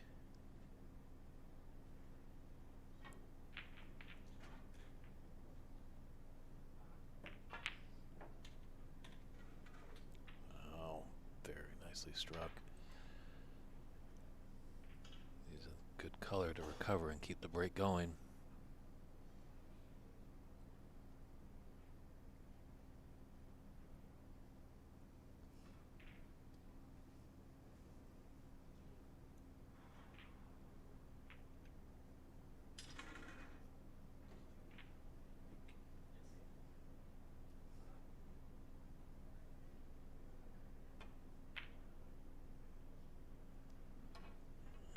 Those middle pockets just so tough.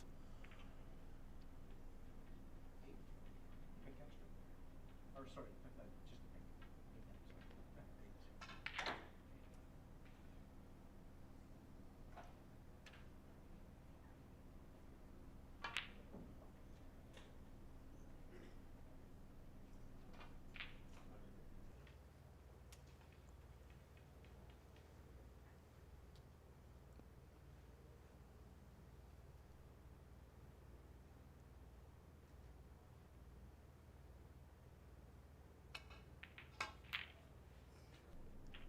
It's a nice long red there by Charlie.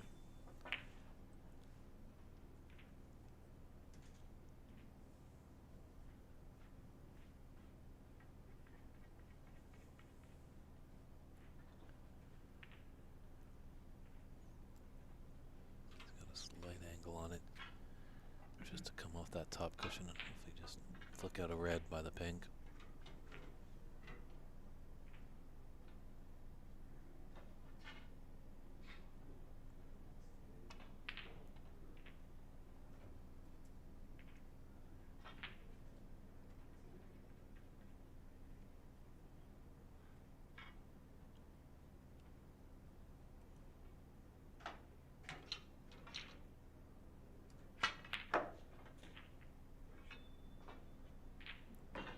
struck.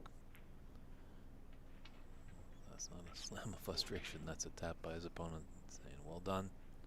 Good shot.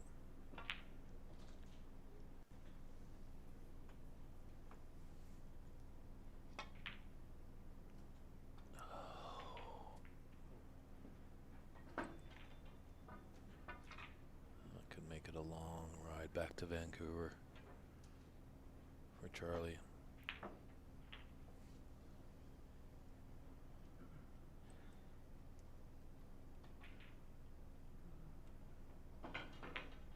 The great Simon Barker put this table together. It was a table that was in the 2024 Saudi Arabia Masters as well. Ronnie O'Sullivan in 2025 had 2 maximums on this very table. Difference might be as he was on a number 10 strong cloth, where this is super fine cloth. Superfine is usually the cloth that room owners will get. Gives you that professional condition, but durability that it can take the various players that come to enjoy this great game of snooker.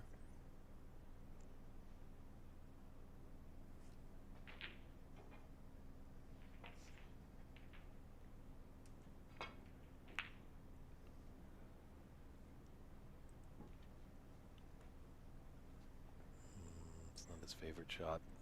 Just walks back to his chair a little disgusted there.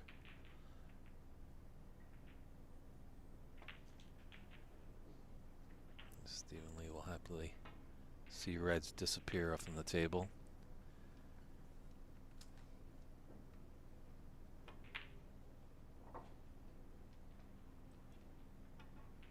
The stream will continue to run at the conclusion of this match.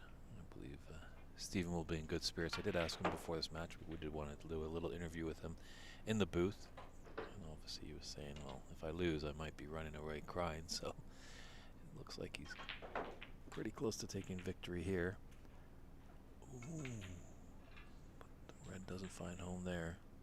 As well, he was saying if it was a slog of a match going all the way to a decider final black, he might have to refuse. But so that's just a nod to all you great viewership out there. If you have any questions for Stephen, get ready.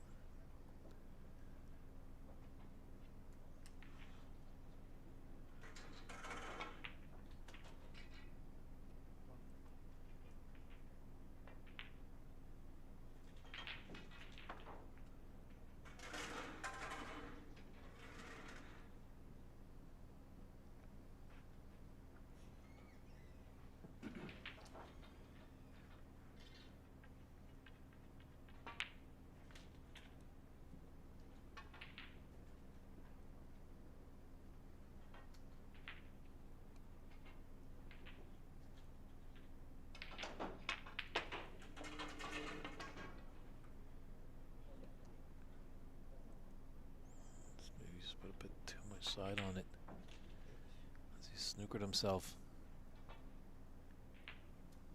Really just needs one snooker to tie.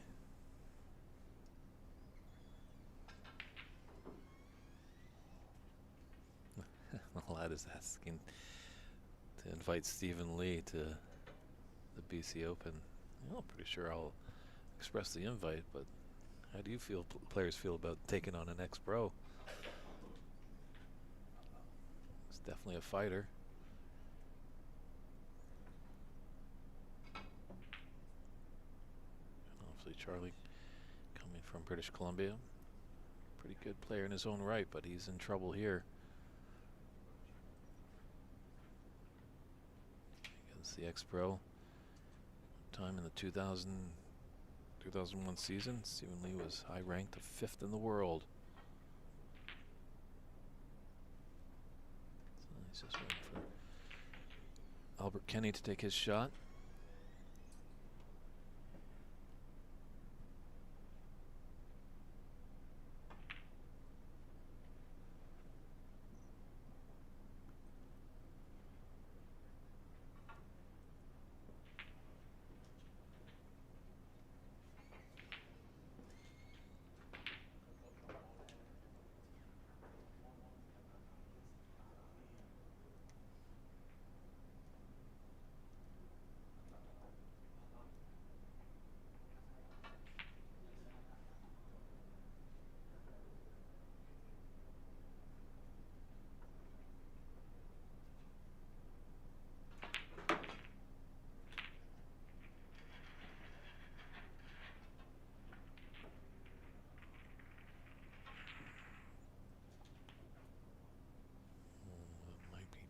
last shot. This is a tough long yellow. It's not a gimme, but if you can travel nicely, would love to travel a few more inches. Gotta use the rest. Makes it a little tricky into the top left corner.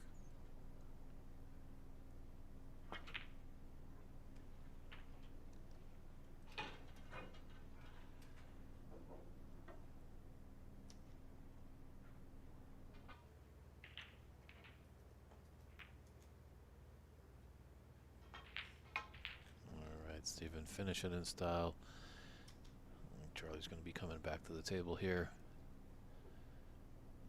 Looked interesting in the beginning. Charlie did take the first frame on that final black, but up against an impressive opponent here. So Stephen Lee will be moving on to the quarterfinals. Doesn't get that last back. A little bit of trickery, but 71-20 is that final. And that frame there, look at that. Handshakes and hugs, both great competitors of the sport. Stephen Lee takes that match 4-1 and punches card into the quarterfinals. They are scheduled to start at 2 p.m. on the West Coast, but definitely check back with us at 2. We will give you an update, as we've made the rule that when the last match concludes on the Sweet 16, we'll give a 45-minute buffer until the matches start. So, for instance, if a match comes to a conclusion at 2:15, probably the quarterfinals will start at 3 p.m. So that's just a programming note. But as well, we will be stepping aside for a few short moments, and hopefully I can get Mr. Stephen Lee into the booth for a great little interview. So get ready with your pen and paper and those questions, and stand by for that.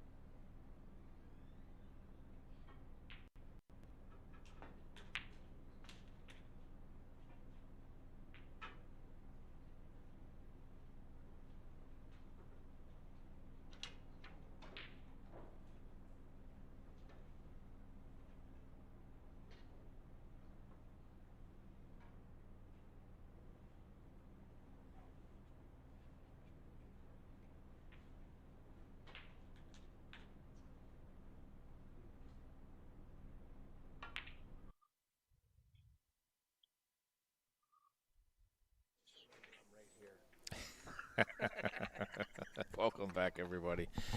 2025 Embassy Open here. As promised, here we have Mr. Stephen Lee. How you doing? Um, yeah, I'm okay. I'm okay. I'm carrying a little bit of an injury at the moment on my shoulder. But apart from that, it's nice to be here. Some great people here. Um, I'm sort of enjoying it. Excellent, excellent. Good to hear. So, Thank you. yeah, just well, we had a moment with your between matches. Don't want to keep you too long, but curious, how did it all start for you? What got you into the game of snooker? God, I've been asked that question many times. Yeah, I got bought a small table when I was very young, 5 or 6, I think. Um, and wherever the table was in the house, I was there as an only sibling to a certain child. So I took a liking to it when I was very young, and then from there, every year, so as I was getting taller, my parents would buy me a bigger table. So I eventually started on a full-size table when I was about 10 or 11. Oh, fantastic. Yeah. And obviously, everyone knows you've had that silky smooth cue action now. Is that just natural talent? Were you born with that, or did you have a good coach that really hammered it in? No, your cue action's personal. So every player that's ever played the game will have their own action. There's a few of the Chinese players that they want to play like Ding. They're a bit machiny, but Ding hits the ball better than anyone really. It's a different style. So yeah, my cue action was I worked on it when I was 11 or 12, as soon as I got on a full-size table. Because playing on a small table, you don't really need a cue action. You've got small pockets, small balls. And then when you get to a full-size table, you work on the timing of the cue action and the delivery. As I got older, I understood more about it, and it became more natural. Excellent, excellent. Good to hear. So that, propelled you onto the pro circuit. And Yeah. how was that experience? Any funny stories that you encountered that maybe you can say online? I've got a lot. There's a lot of stories. I've had a great time. I've done things in the game that are beyond my wildest dreams. Winning ranking events, playing Ronnie many times, Henry Davis. Yes, there's been some good memories and bad memories. I think that's life, right? But yeah, I do it all again. So that's how much I enjoyed it. As I'm getting older, it's a lot harder to compete.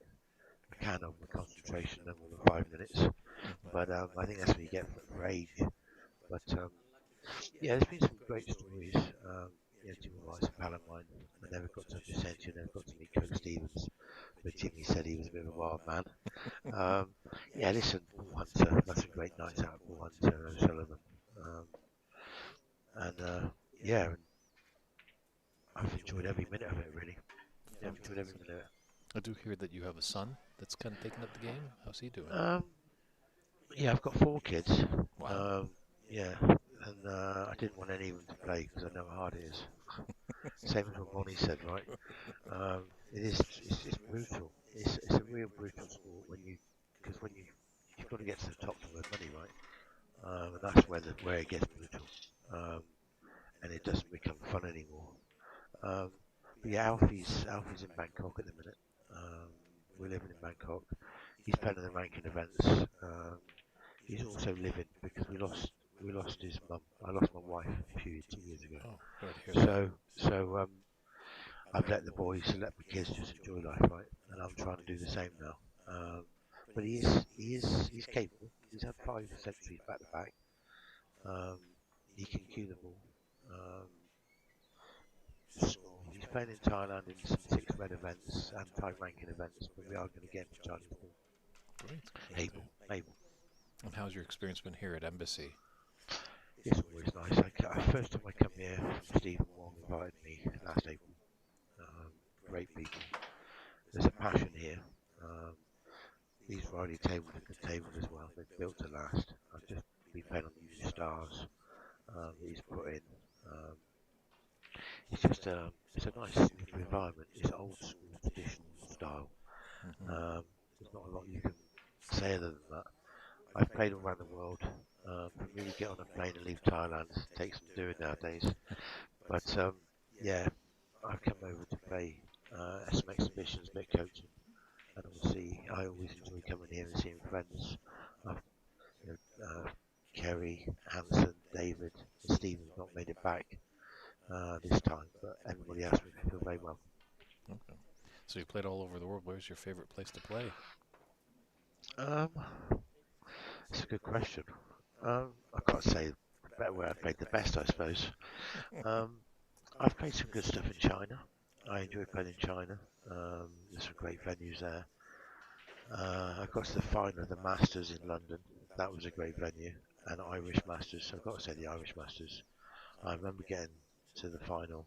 One of the stories I didn't want to say, but I'm going to say it. Yeah, I got to the final of the Irish Masters on my debut. And I beat Ken Doherty, I beat Jimmy White, beat somebody else to get to the final. Anyway, I'm playing Stephen Hendry. My wife's flown over for the final. I've had the highest break in the tournament. I'm 5-0 up. I looked at the scoreboard and said to myself 5-0 against Stephen Hendry in the final. My wife's heavily pregnant, and she's come over to watch. Anyway, the match went on. I think I ended up getting out the session 6-2, 6-2 or 6-3, maybe 7-2. Anyway, I was sat there in the final playing some good stuff. Over the moon to be there, and then halfway through the final, there's a young lad kept on coming up behind me, tapping me on the shoulder, sort of thing, saying, "If you don't put Hendry away in a minute, he'll beat you." So I kept on looking behind me to see where he is. It's shit. So anyway, it went 7-2, 7-3, 7-4, 7-5. Then I went 8-4, and then he went 8-5, 8-6. So he started going back, and this little lad kept on saying to me in the ear, "Oh, he's going to beat you in a minute." He does it every year. "Come on, finish the match." Anyway, I tried finishing it. I tried getting over the line. I tried everything I could. And he ended up beating me 9-8, I think. Well, I know. He beat me 9-8. And I'll never forget it. I tried looking for this lad, and the cheeky lad at the end asked me for me chalk. But it was more disappointing that my wife was watching, heavily pregnant. So I put her through it, but we ended up going back to the hotel bar and drinking things on fire in the end to commiserate. But we had a great week. But the prize money, I think I'd have cleaned up. I think it's about €135,000, highest break and the win. So when I got to 8, I started spending it. And obviously that's why I didn't go over the line. Hindsight's a wonderful thing. But yeah, it was a pleasure to play in Ireland. Gosh, playing Stephen Hendry in front of 1,800 people. Do you still keep in touch with all those players? Because A we few know of that. them. Yeah, a few of them. Yeah, a few of them. I still speak to a few. Yeah, over the years, I've worked with a lot of them, doing exhibitions, bits and pieces. Still see a bit of Jimmy White when he's in Thailand. Matthew Stevens will be a friend. John Higgins I see a little bit of, speak to a little bit. Not very often, but have done. But no, life's changed. Life's changed for me. I've got my own business, doing different things, and like I said, when I've lost my wife, life's changed, and I'm just trying to enjoy every minute now. Good. Okay. Well, we've opened it up to our stream, just seeing if anybody has some questions out there for Mr. Stephen Lee. Looks like our friend Malad Sonjay is curious. Are you going to play on the Pro Tour again? No. Nope, no interest. No, I just said it. Listen, it takes a lot out of you. I enjoy playing exhibitions. There's no pressure on exhibitions. Playing in tournaments. I've had enough of playing Money O'Sullivan. Who wants to play Money O'Sullivan, eh? It's not me. I got invited back. I get invited back to the UK this year, and I'm getting invited back next year. But you know, I couldn't beat one in the heyday, so I've got no chance of beating him now. And my wife didn't want me to play again. The way I was treated many years ago. Not for me. Hey, Chinese pulled away for me. if you're comfortable in life, why not change it? Yeah, exactly. It's whatever. It's a balance, isn't it? A bit of happiness is due. True, because it definitely is is it a battle we see? You got to put Yeah. like almost 110% in this game if you want It's very hard. success. So Yeah, snooker's brutal. The hours you've got to put in solo practice, and you've got to keep doing it. It's brutal. do you think this game will get into the Olympics someday? No. No. Okay. No, I don't see snooker getting there. I think Hable will be first. I think they'll get Hable in. I don't mean it nastily. I just don't think the players have got the time after the circuits, the heavy circuits they're playing on, travelling, all trying to earn for their families. I just can't see it. I just can't see it. I think Hable will be the way forward. Okay. For the Olympics. Okay. Well, seems like we don't have many questions coming for the chat, so I just got 2 more questions for you because I'll let you go because I know you want to get lunch because you got to get into that quarterfinal match. Are you going to come see us in Canada? Listen, I'd love to. I'd love to. I've been approached a couple of times to come over. Next year will be the time. I'm coaching the Thai national team at the moment, and they're a great bunch. The Thais, I'm working with James Button, he's a mate of mine. Some great talent, Mink. Some really good talent girls as well. There's Mind and Gel, and a couple of others. So we're going to get the SEA Games out of the way in Thailand, hosting the event in December, and see what my commitments are in China, and then take it from there. But I'd love to.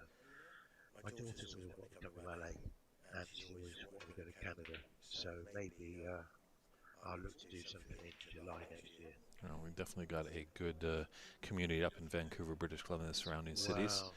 So Well, keep me in mind. See if the players want me or the club owners want me, let me know.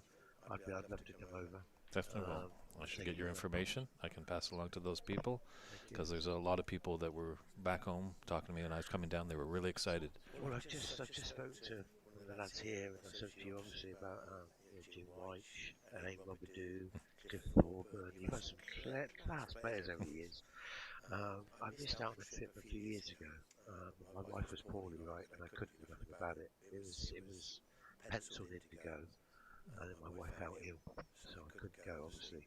But those players, Elaine, was good friends and very skillful Canadians, very skillful Just players. had a battle with a good I know. Canadian character, Charlie Brown. I know. He's just said Elaine says his best wishes to me, so that was quite nice. It seems like there was more smiles than potting in that match. It was. I wish I'd stayed in bed this morning. That's the thing. I'm jet lagged up. I'm heavily jet lagged, and also carrying a bit of an injury. But we're fighting. Fair enough. Now this is a hypothetical question. Are you a fan of cinema? Do you like the movies?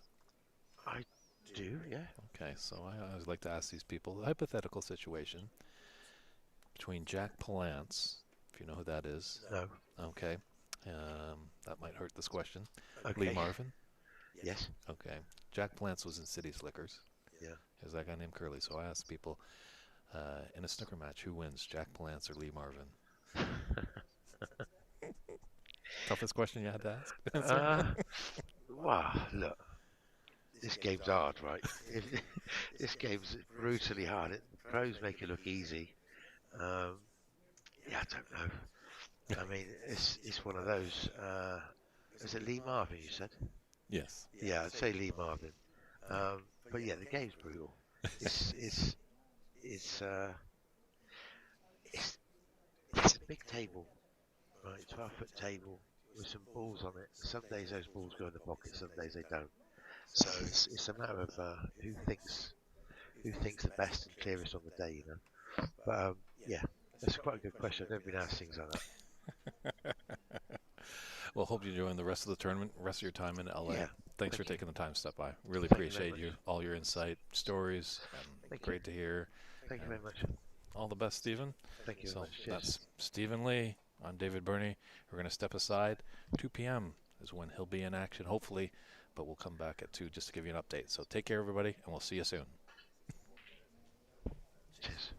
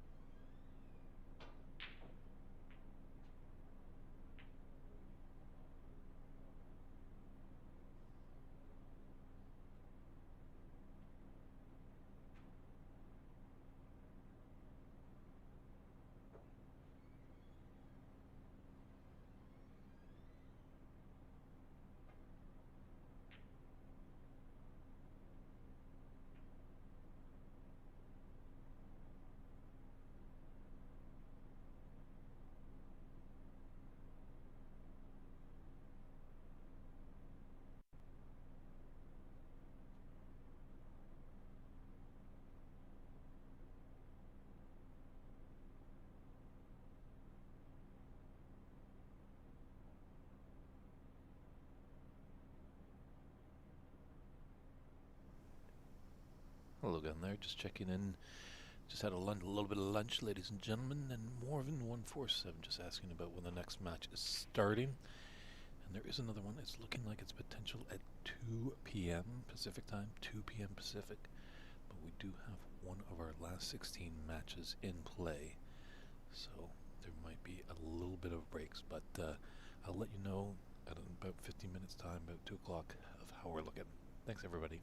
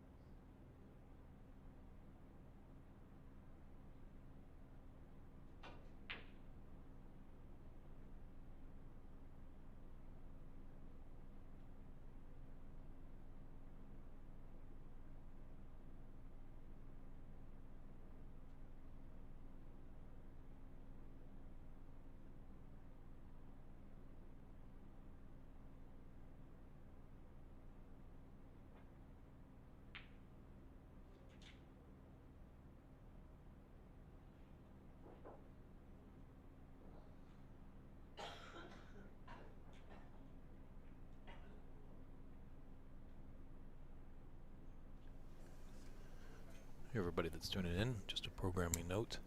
We'll be delayed in getting to our quarterfinals as we still have a match in our last batch of 16. They are on the decider, so probably with that 40-minute buffer, looking like about an hour and 15 minutes could be away as we're just about to start the decider. We'll give them probably about 30 minutes with the frame, and then that 40-minute buffer. So probably maybe check back with us at 3 o'clock, and I can give you a better update. Thanks, everybody. See you then.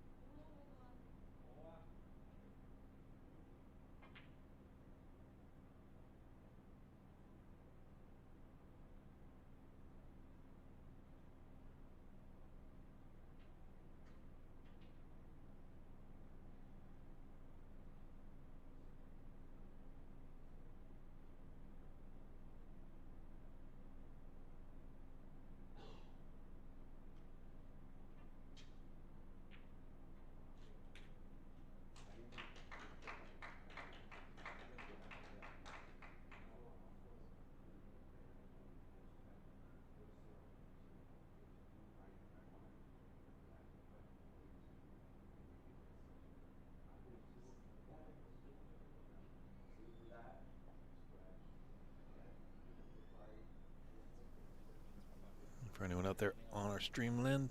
Our final round of 16 match has finished, so we are going to be coming back live on the stream with some great snooker action of this 2025 Embassy Snooker Open at 3:30 Pacific time. At 3:30 Pacific time, our featured match will be Stephen Lee taking on Norman, one of our referees as well, so that should be an exciting match. So feel free to get a cool drink or something to eat, and we'll see you back here at the Embassy Billiards Club in San Gabriel at 3:30. Take care, everybody.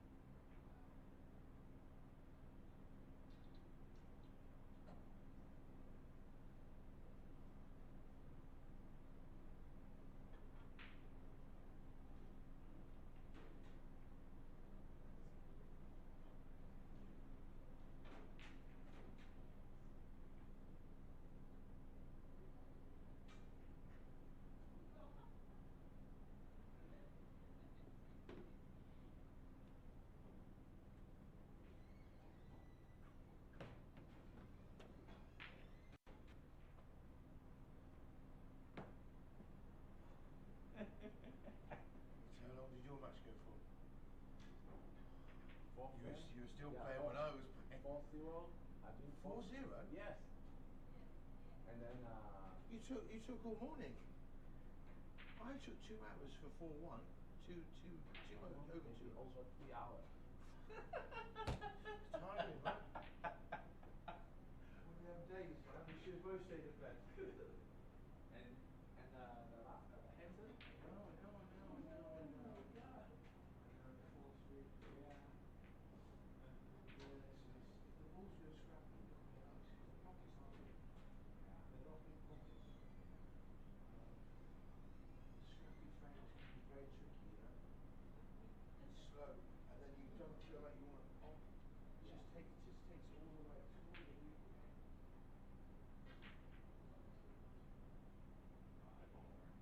Five ball. All the time. You gotta get it all the time. Pow! Crack it off.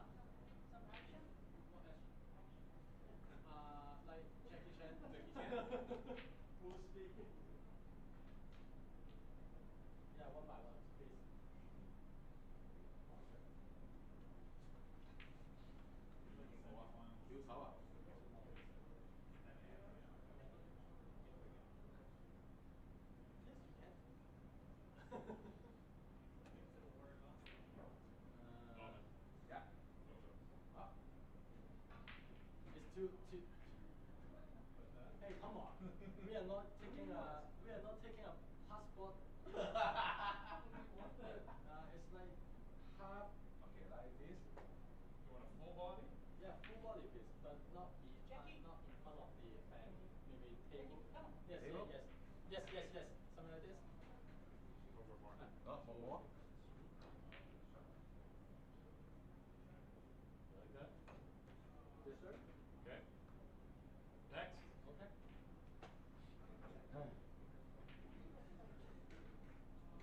Stop it. Next. Okay. Spill some Chipotle on my top with Nipple tuck. Next. hang on, let me hang out. I took in my goat here. There you go. Picture please.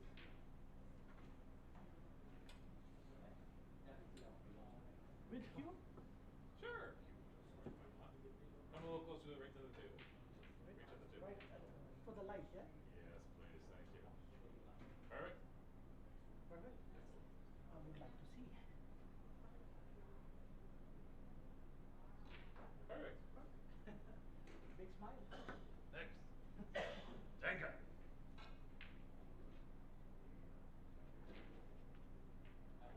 That's my table. What's up? Buttercup. How Can we you going say to, that? how we going to put Anal. like that? Perfect. Is that better with the hair? No, see it.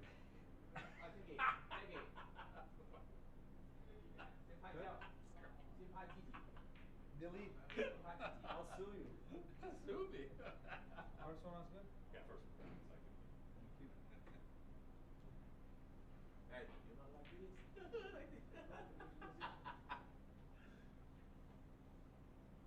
Go, Jackie. Come on down. Come forward right to the table.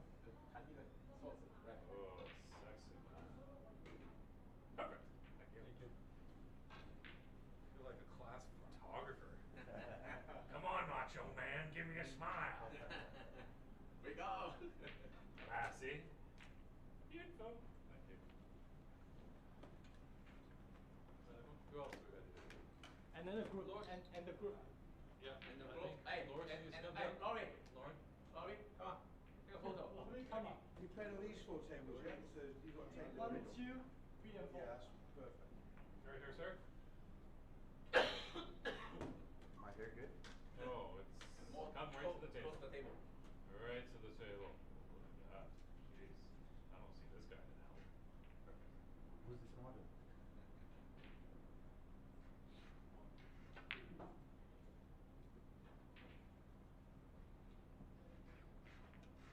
Okay, we got them all.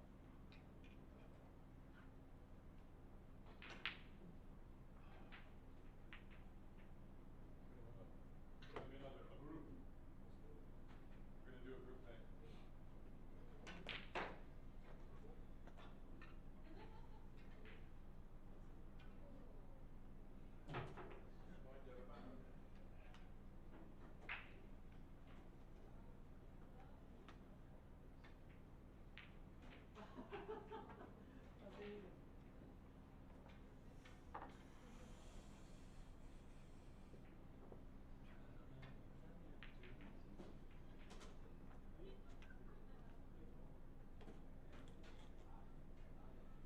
Do you want to hit a few balls? Huh? Do you want to hit some? No, you wanna? Oh, what? Yeah. One or two? Yeah. That'd No be problem. I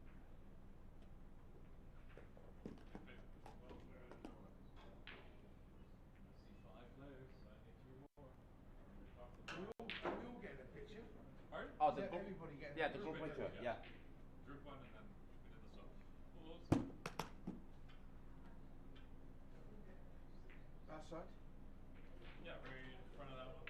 Perfect. You know the drill.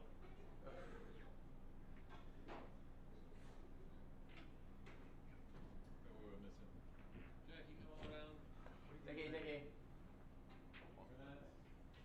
Kyrie. Yeah, I quite like it. It's just Who are we missing? the wife's moving on slate again. I miss it. I miss it. Going up, taking it, gets on the slate, then goes down the slate line. Who's the last one? Yeah. Loris. Laurie. Come It on. does, yeah. The other way. Some results, yeah. Some results, yeah. Something's on. I know some balls that Get tight, Kyrie. oh, they go fast. Close meet you on that side. Yeah, on that side. Perfect.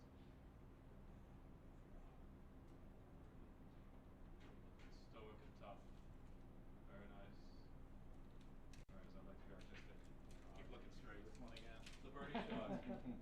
Ooh. Come on, you guys. This is sexy stuff. Do one for the ladies. Go crazy! Thank you. Good luck, guys. Good luck, boys.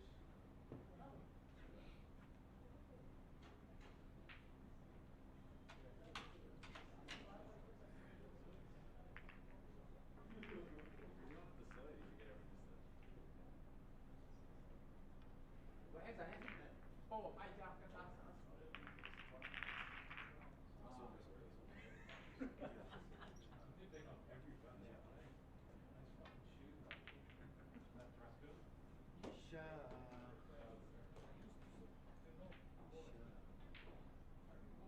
Yeah, sometimes the table or the ball, yeah, the problem.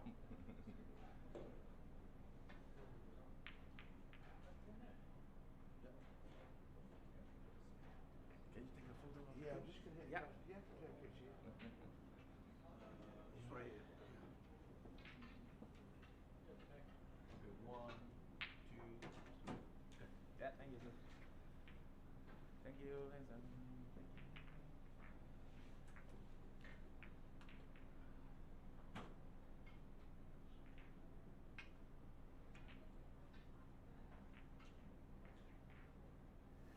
And welcome back, everybody, to the 2025 Embassy Snooker Open here in San Gabriel, California. Glad that you're tuning back in. It's the quarterfinals. We're down to only 8 players left who will move on to championship Wednesday. We will find out. Our featured match right here is Stephen Lee of England taking on Norman from Hong Kong.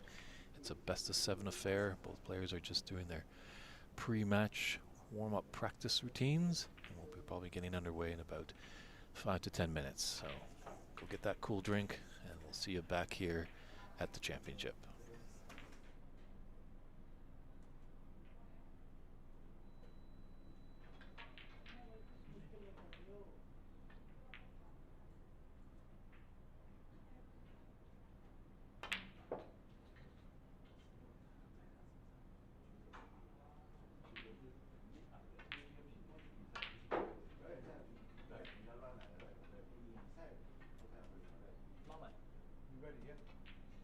Already? Nah. You don't practice? No Are you practice. sure? Of course lah. Okay, okay. Do you have a break? Or should we No, start? up to you. No problem. Enjoy. And their pre-shot routine, or practice, I should say, is finished off, and Stephen Lee is set to break off in frame one. It's David Burney in the booth. Glad that you're joining us here on the Ox Billiards and San Gabriel Embassy Billiards Club YouTube page.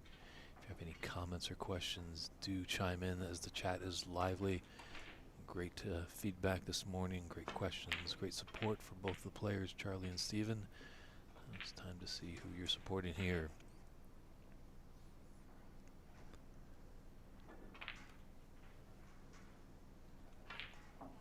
And we'll try and keep you updated on other matches as they get deep into progression. And our good friend Rob Richards over on the OBSA YouTube channel, looks like he will be taking charge of the Sharam and Jackie Wee match. But right now it's Stephen Lee in first.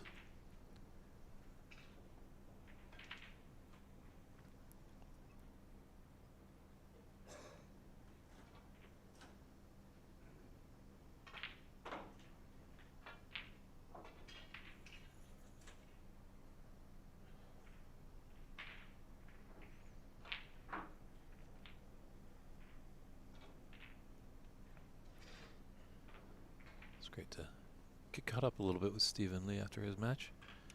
That interview just came after his match against Charlie Brown. Look at that on Facebook, or on YouTube I should say.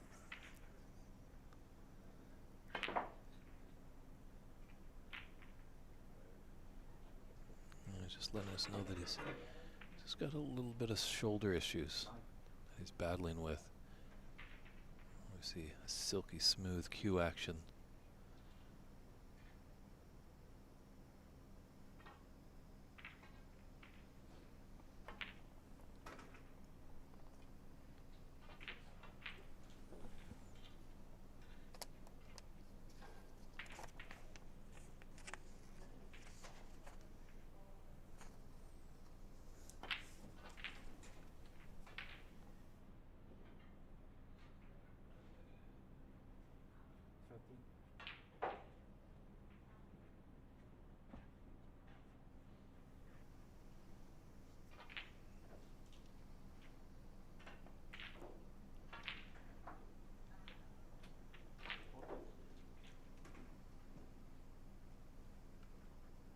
No Rivad.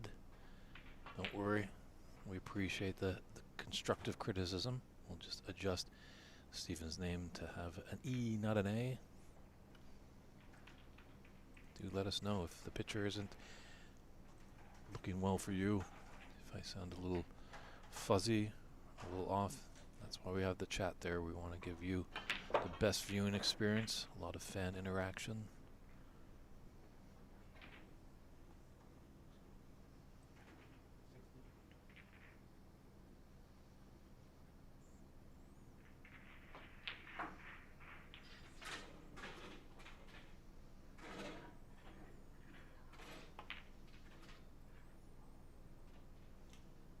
This is a great opening statement here by Stephen.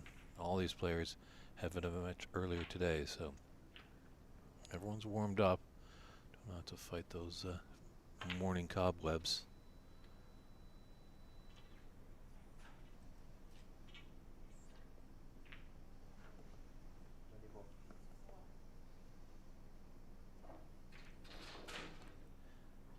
And that gap nicely between those two reds.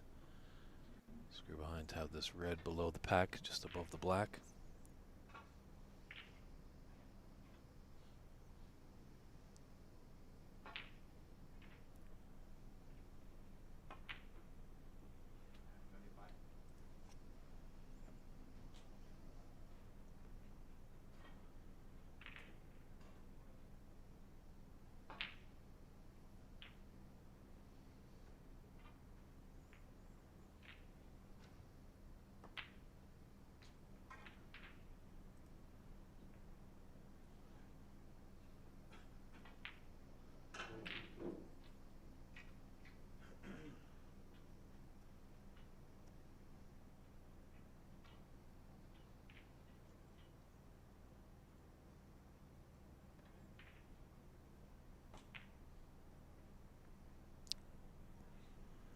Tough cut.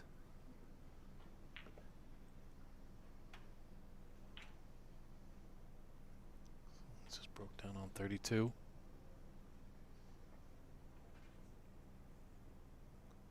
A mid-range red here.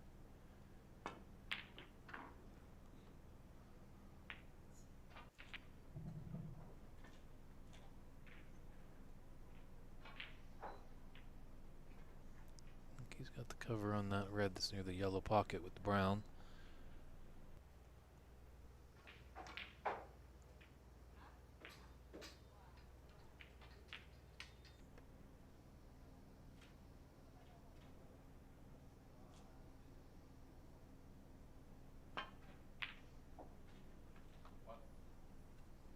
Great long pot there by Steven. Gets him back to the table, back in.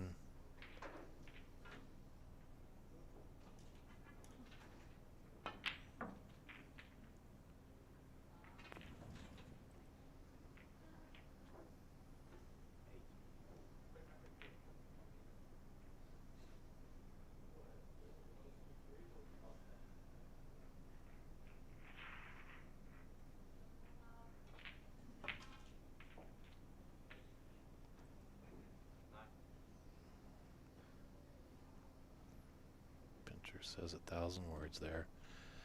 Just drops his head. Deflated as he isn't on black or a pink.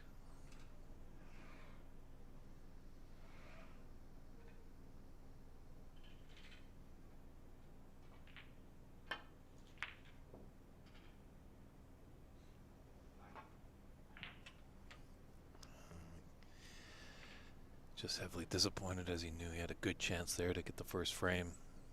His reds are opened up nicely, both pink and black on their spots. So Norman is a good red here.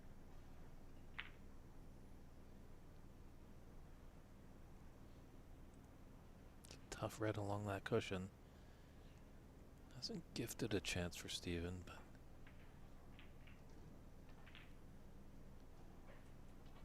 does have a red into the right middle.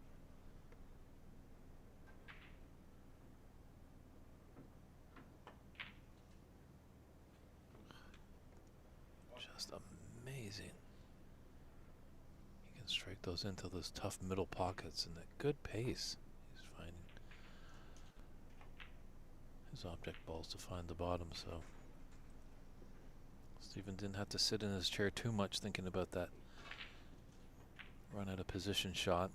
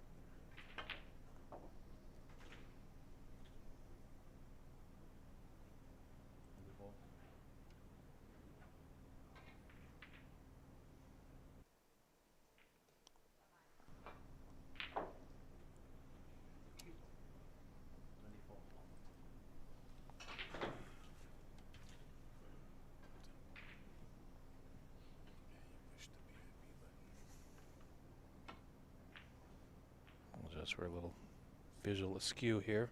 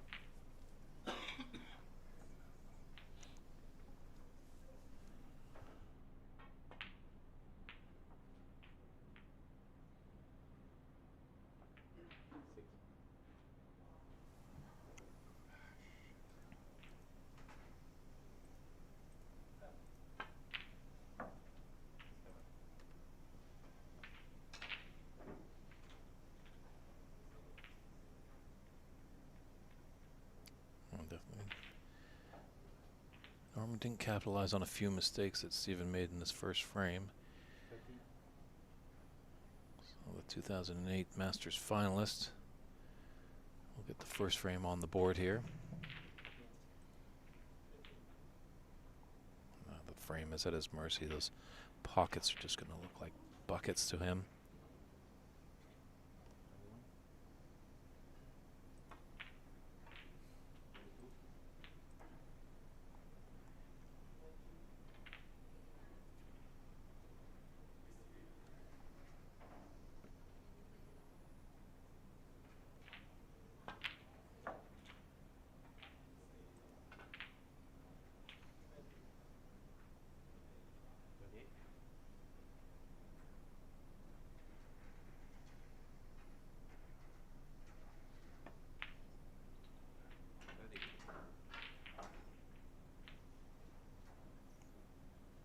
All the other colors are on its spot after this green goes down.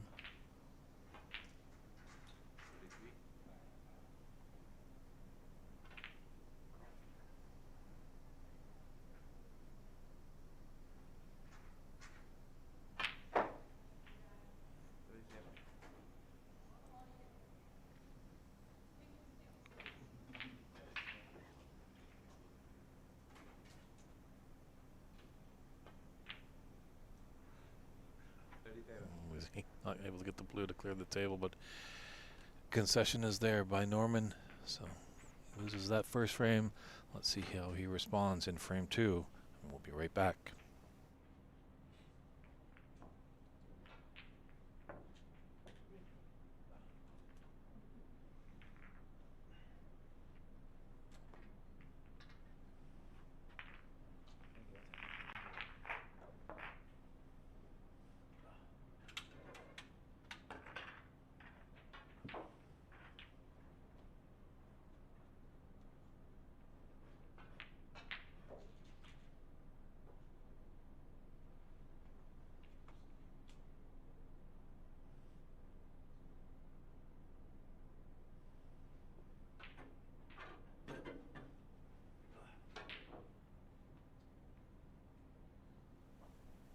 And we're back here at our featured match between Stephen Lee and Norman.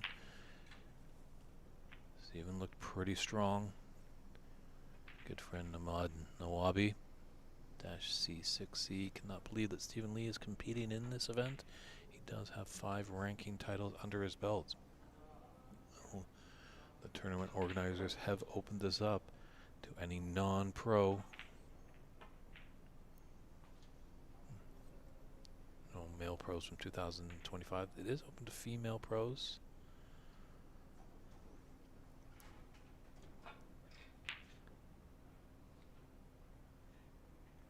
But, you know, tournament directors and organizers, they put the stipulations too, and all the players agreed. They knew that definitely Stephen's a tough customer.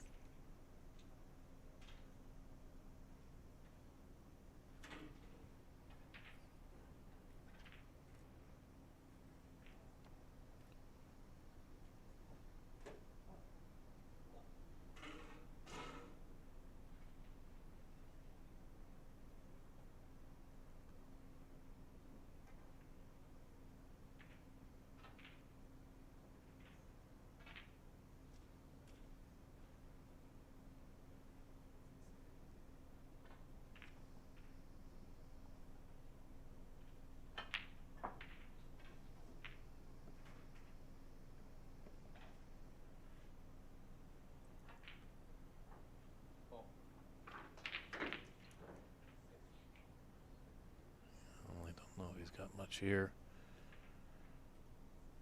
He's just going to run in high, clip off this red.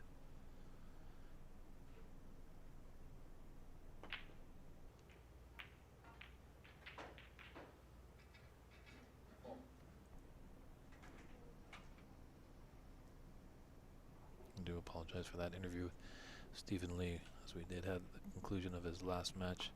Just had little issues with our audio equipment. I do sincerely apologize for that. I have to just turn it up a bit.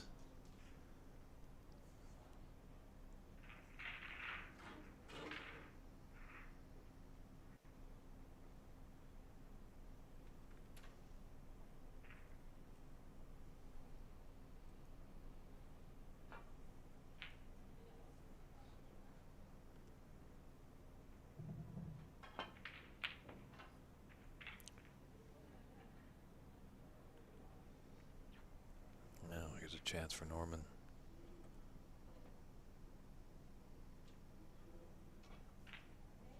Great opportunity. He's amongst the balls.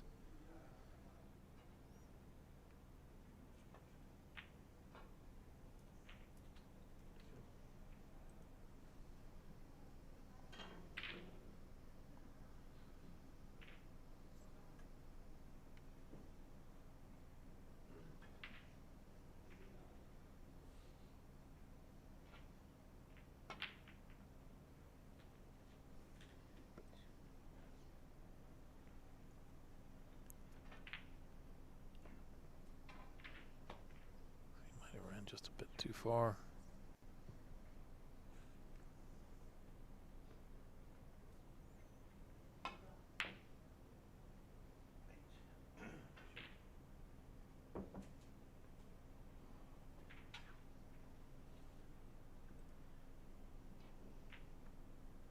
It's alright. Steven just needs a thin snick. Come off. 4 cushions. Look for out for this brown. Just missed it, but at least he got his cue ball into the bulk area.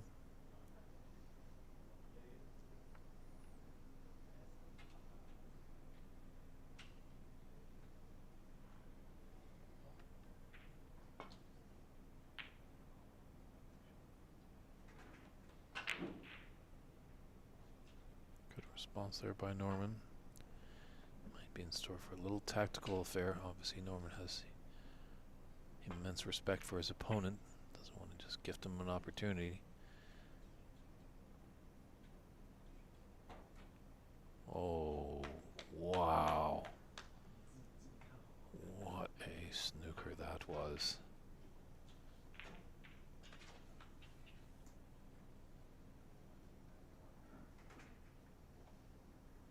Almost thought I saw Norman pull out the white flag from his back pocket, surrendering. He is in a tough position here. It's fortunate enough there's a lot of reds on the table. The problem is he really has to hit one and make sure he doesn't leave anything relatively easy for Steven, because Mr. Lee can definitely create some opportunities at the table if he gets in.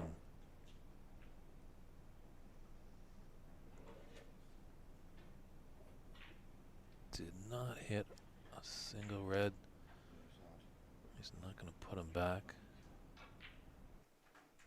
Just going back to this beautiful snooker by Steven, just clips off nicely, judges the pace to perfection.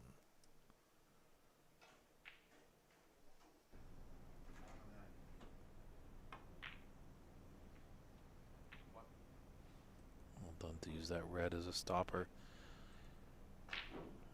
Red into the corner. Black ready to go into the opposite, and he's off and running again.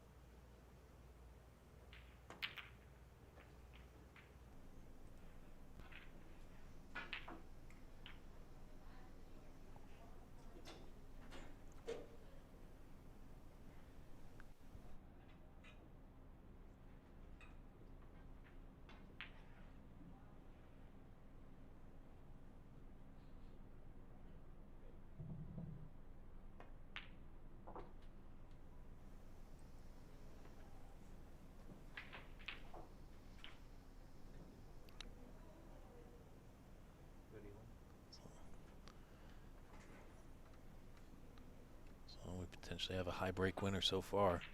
Renat Danka in his quarterfinal match just rattled off a 109. Need at least a century to get that high prize. So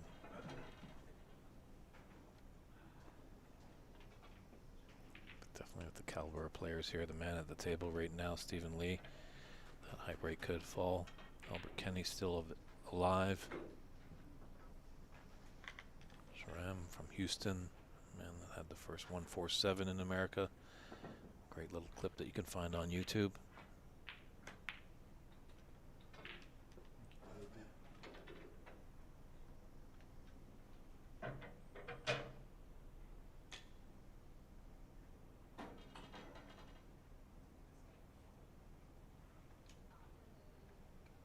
It's a good shot on this Brown to continue this break going, already at 32.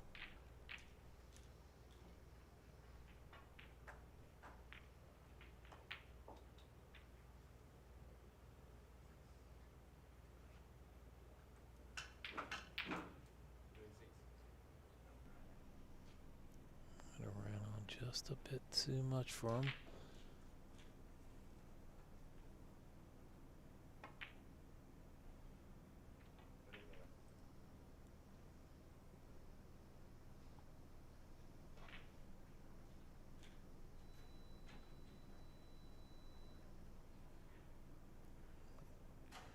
Great pace on that last red to hold for the pink.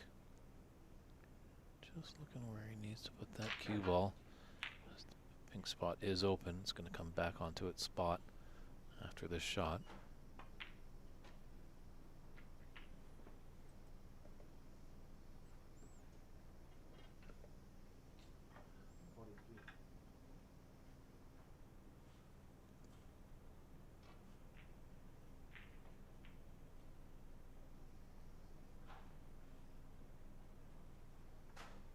Just might be thrown a little off by somebody in the room. Great discipline there. Recompose himself, come back to the shot.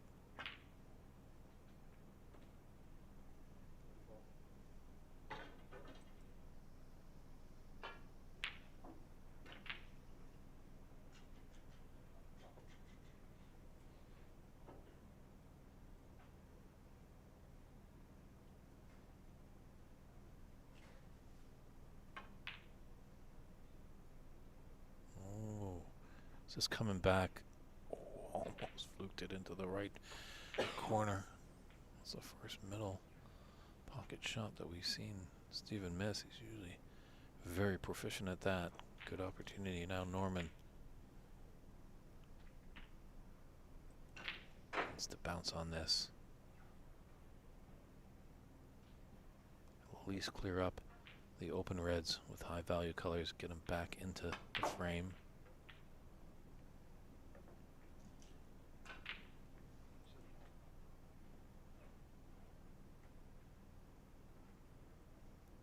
An angle just to dislodge that high red on the left cushion. Ooh, maybe thought about the development and didn't put that red into the top left corner.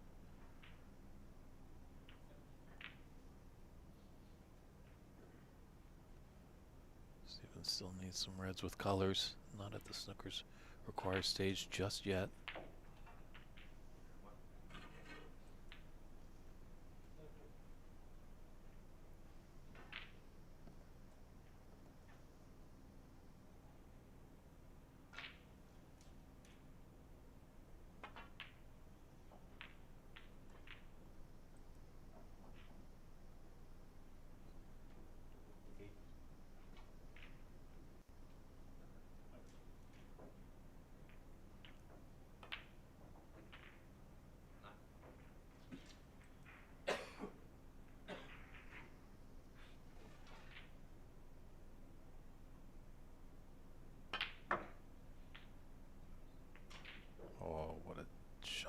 Black to develop the red. He's not liking it. Rather take this red along the cushion, just off. A little bit of difficult, but definitely those tricky corner pockets. wreaking havoc with everybody today on this table.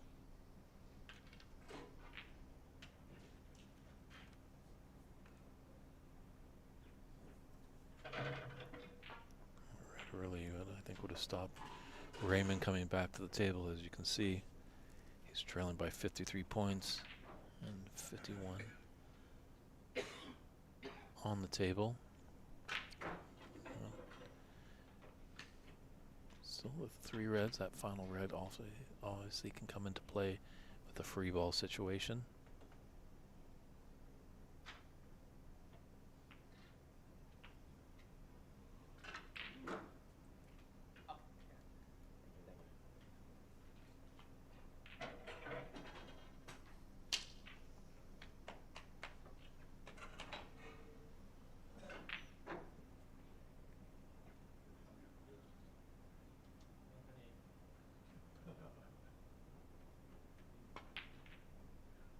Oh, that's going to be a concession there.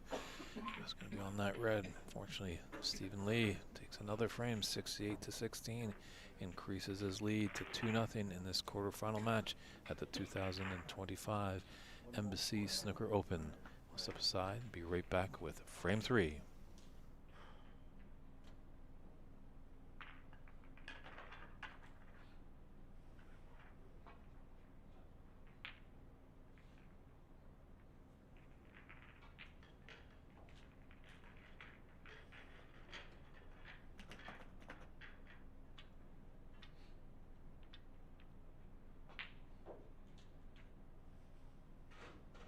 Okay, I'll write you something.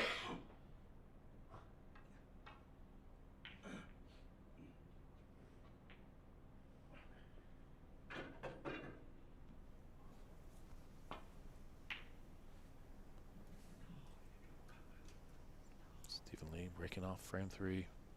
Norman's got to do something.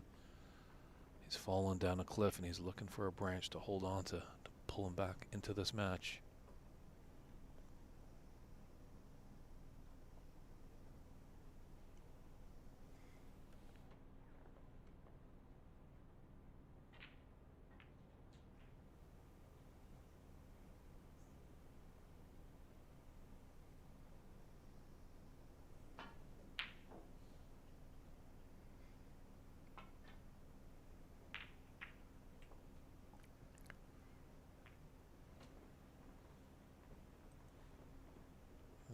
Okay, first glance I thought he might be in a bit of trouble there.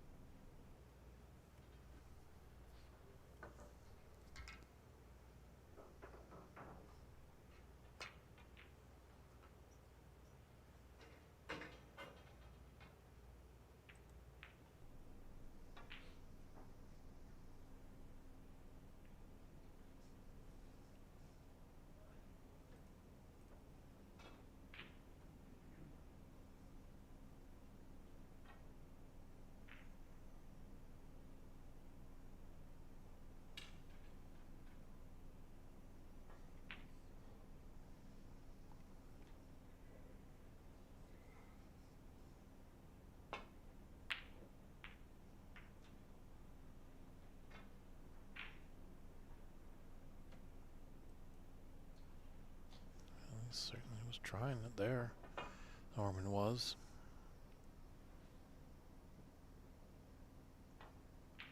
This is a risky red into the top left corner with the rest. Might be able to find the gap between those 2 reds right of the black.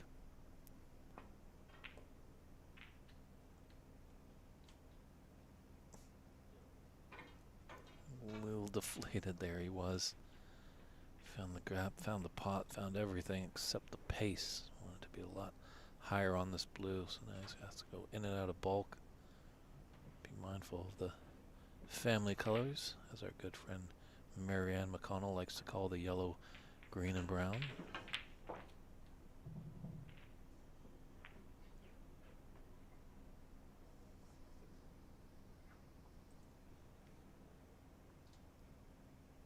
Really would love to sometime soon develop that red by the black to free it up.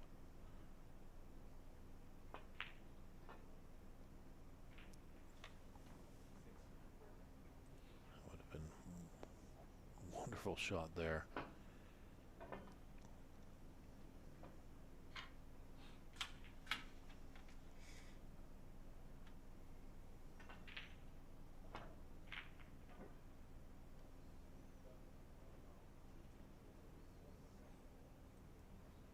Just a little short of pace.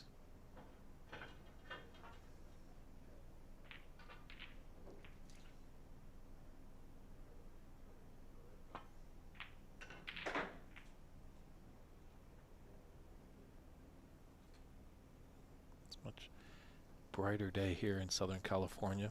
We're in San Gabriel, just east a little bit of Los Angeles proper, but they did have a lot of rain the past few days. Might have deterred a few players' travel plans, as we did have 50 participants. And by some fluke coincidence, we only had actually 26 that showed up.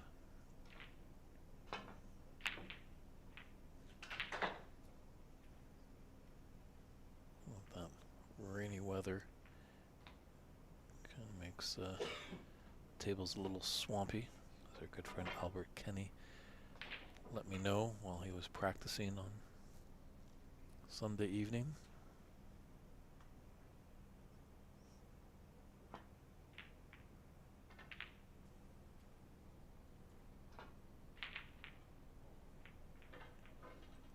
So had a nice result there. It's taking the right side of the table out of the equation.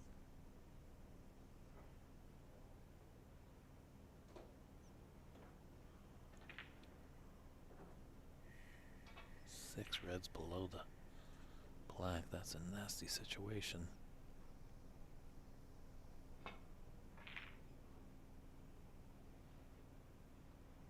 Where's that cue ball headed? That's a great idea there. Just a little unfortunate for Norman. I like the idea on the safe shot, but who could have seen it go all the way into the bottom of the green pocket with his cue ball?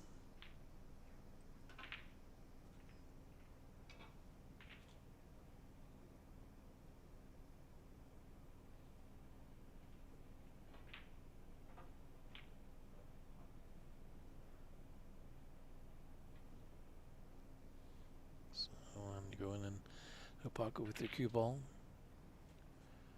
You can pull it up and put it anywhere in the D and shoot from there, forwards or backwards. Even if you didn't have a shot that you felt, you can elect to put your opponent back in after that foul.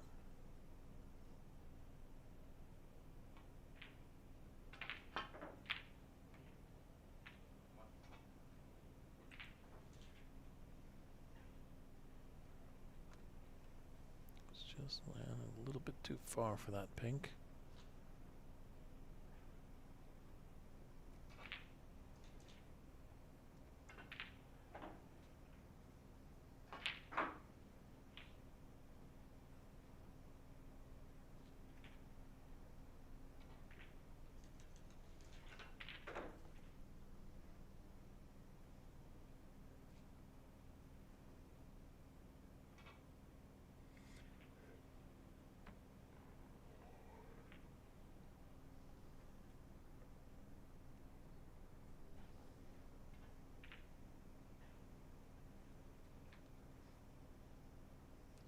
Blue here, it's off its spot too.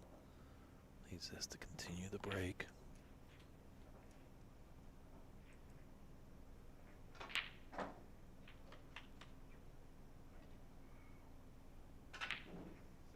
It's done all right. It's got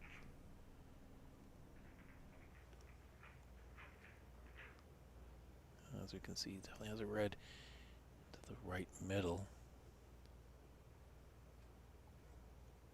There's a subtle path for that red to go into the top right, but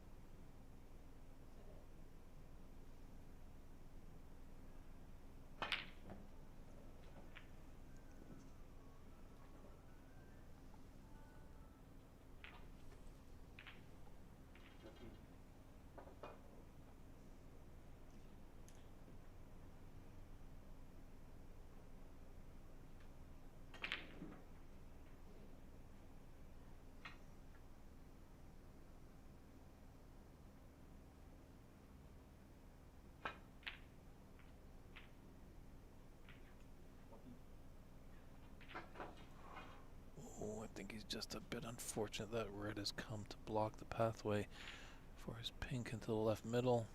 That hurts.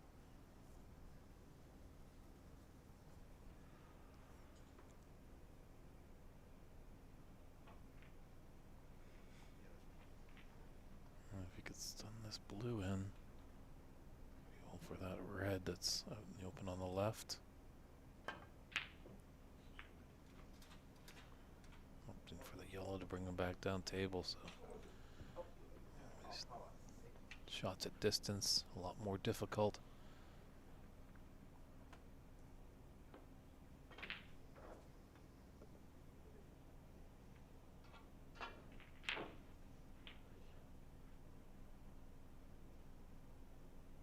He also has the red that's just below the pink.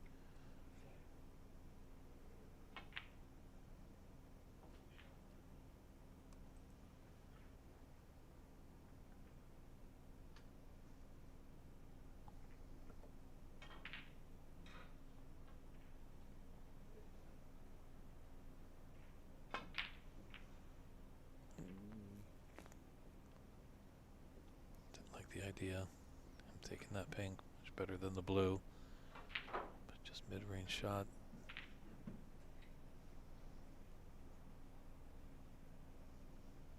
Whoever said there was a easy shot on a snooker table is definitely a fool.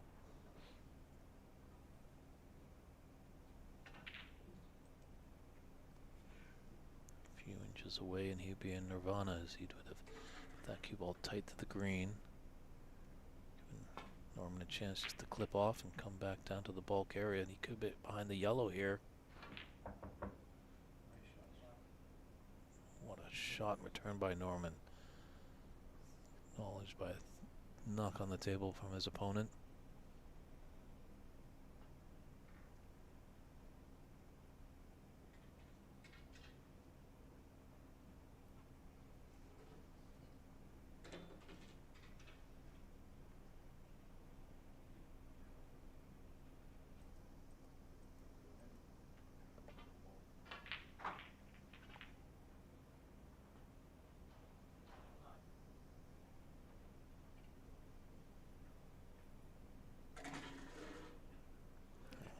Second attempt there. Just left it on, but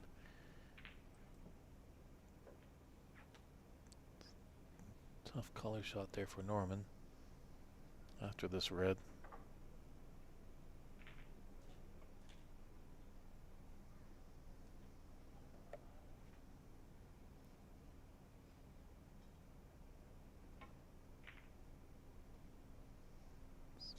Play a little bit more of the tactical game, but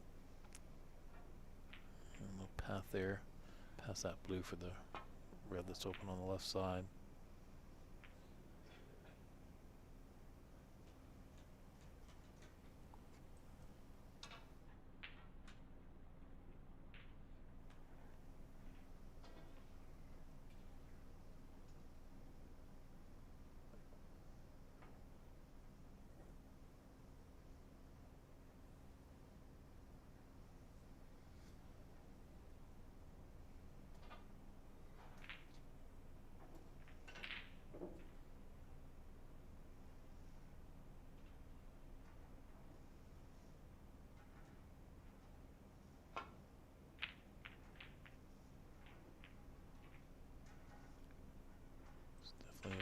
Third frame and a must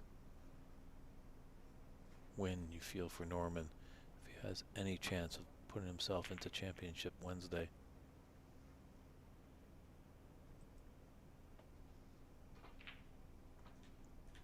Great weight. Nicely up against the ball cushion there. Put Norman in a bit of trouble.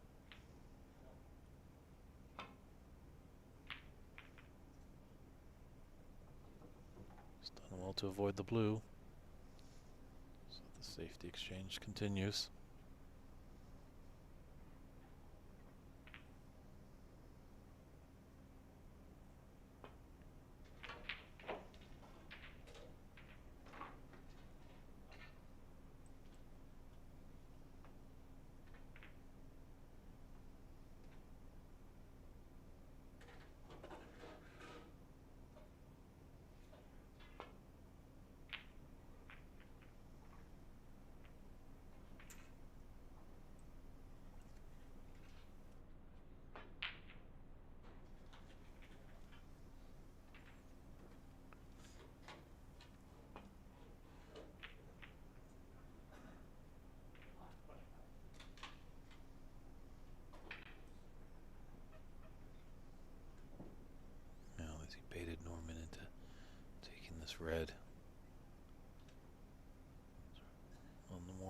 easier scale, but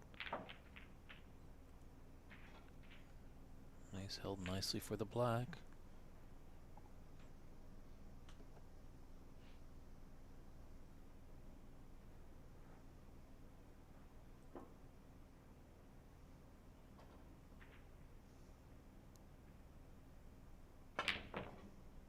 Oh, can't put that black in.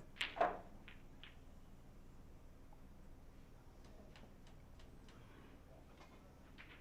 I had to hit it that hard.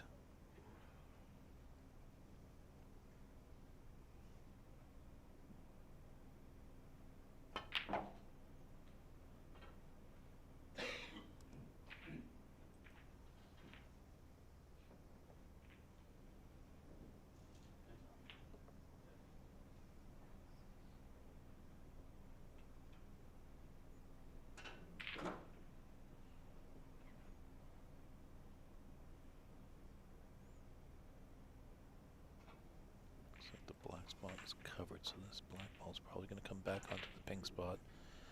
That's very advantageous for Steven.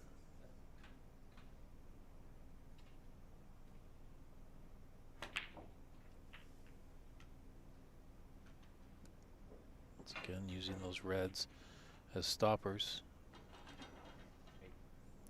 And a well-conscious referee. If he's not in the semis or finals, he'll be donning the white gloves. Might be looking that way. He's in tough here against Stephen Lee. Trailing 2-0 in frame count. 33-6 in this third frame.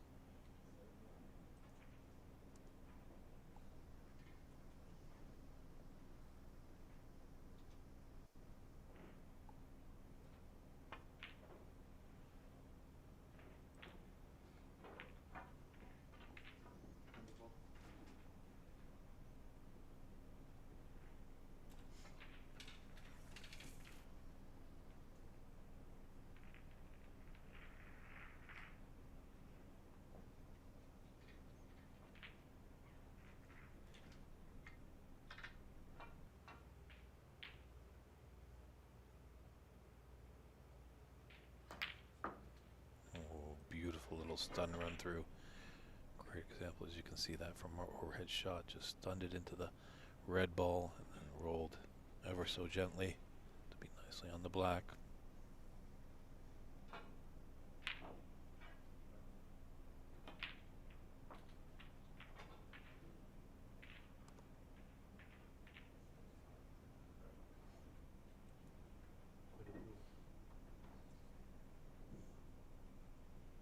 Some 50 points in it, 67 on the table.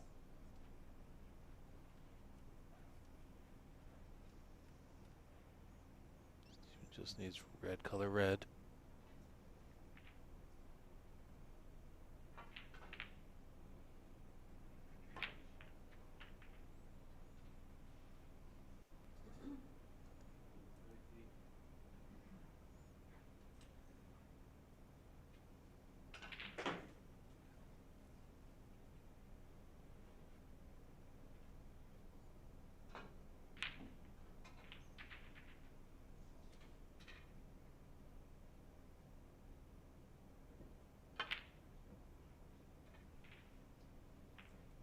Shot, he needed to hit at pace.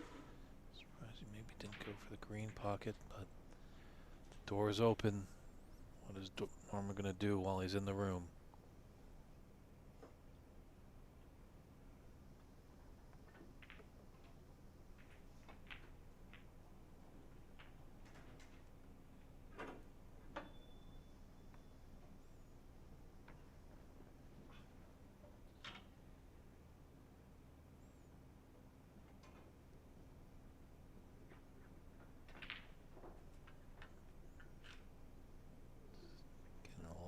bit of length on his cue, attaching the mini butt.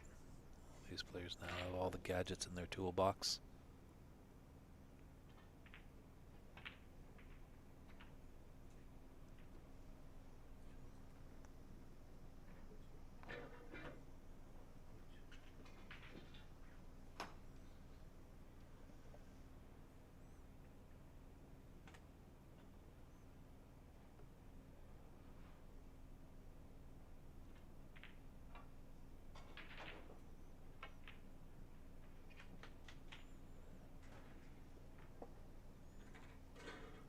Nice response here by Norman.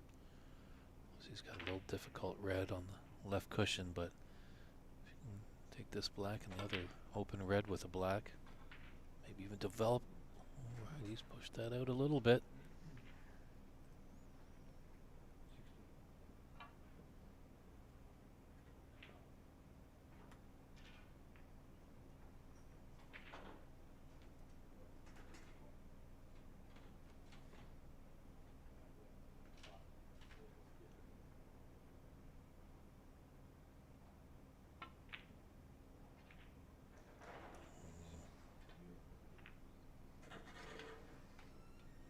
Love to have that shot back. Really poorly struck. Big miss. It's left a long red for Steven.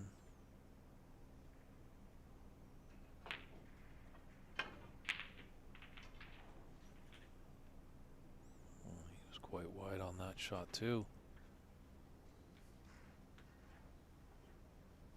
So that red was his frame ball. Just needs the red to put us into the snooker's required stage.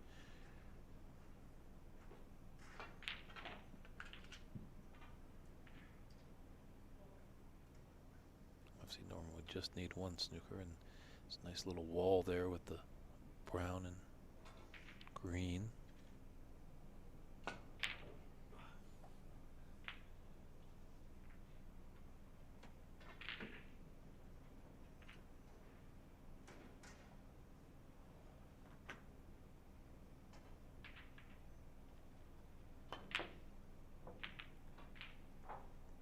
Nice try on the cross double.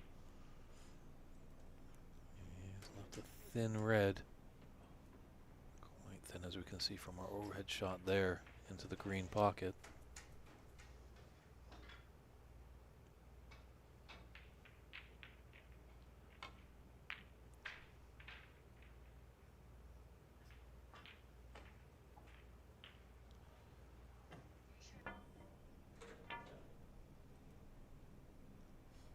This might be curtains in this frame. Just the telescopic extension Steven does. He's definitely not one of the taller players in this tournament.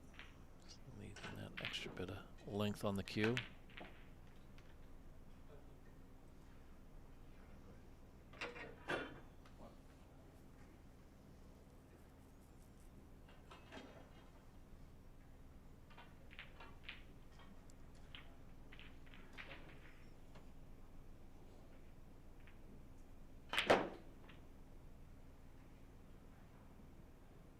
Oh, where's this white-headed?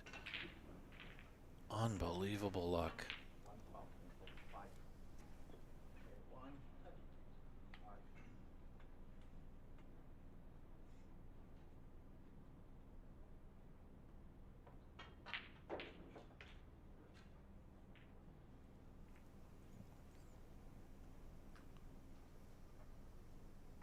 What big opportunity there.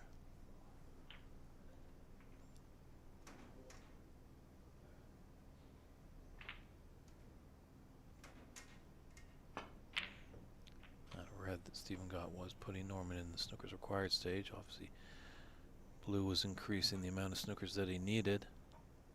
Going in off the blue. Obviously, the blue points does not count for the pot, as the white ball went in, and ooh, again he goes into that corner pocket.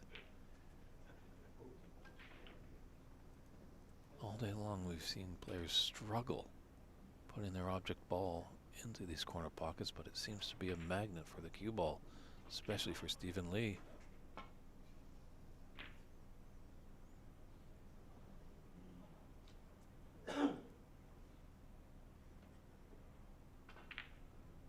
Brown's got a snooker, so oh no, he could get by. Inch by inch, Norman is slowly crawling back in this third frame. He must win to give him a chance.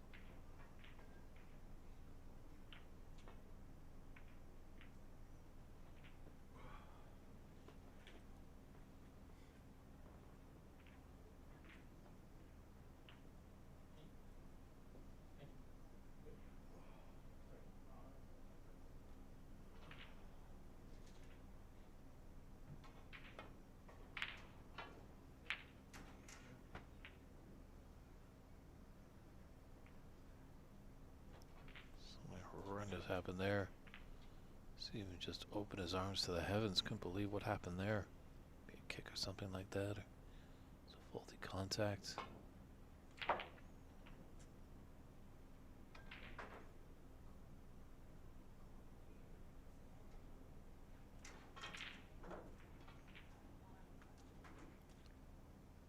Well, Norman definitely would like to get at least a color here. Looks like he's going to try and take the black into that green pocket. Very nicely struck. He's only 19 behind with 27 on. If he had missed the color, he would have been 26 behind with 27 on the table. He missed a trick there. He sold out this yellow to the top right corner.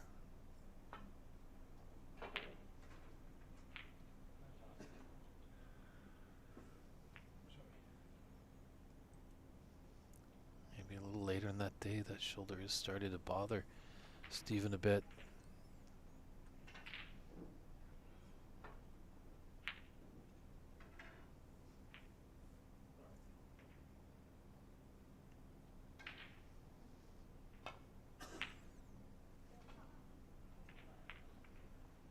He really wasn't put to the test too much in his round robin matches. Earlier today, Charlie Brown drew first blood, taking the first frame. Looked like we were going to be in store for a blockbuster affair, but then Stephen won 4 in a row and just dispatched the Canadians' hope of taking home the $10,000 and the trophy of the 2025 Embassy Snooker Open champion.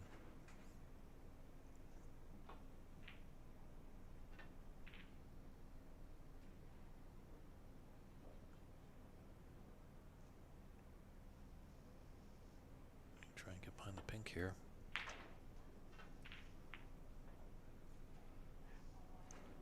Decent effort.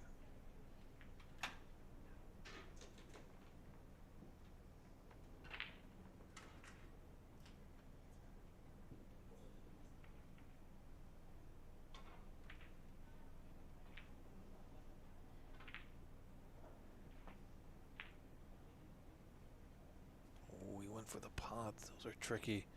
Thought maybe he'd try his chance at getting behind the pink there. Well, left a tough cut for Stephen. He's done well. He's plumb on the brown.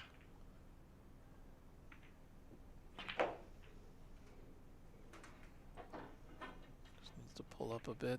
Ooh. Have the pathway there. Wow, what a shot. Just willed it in with all his might there. I think that blue definitely stopped Norman coming to the table.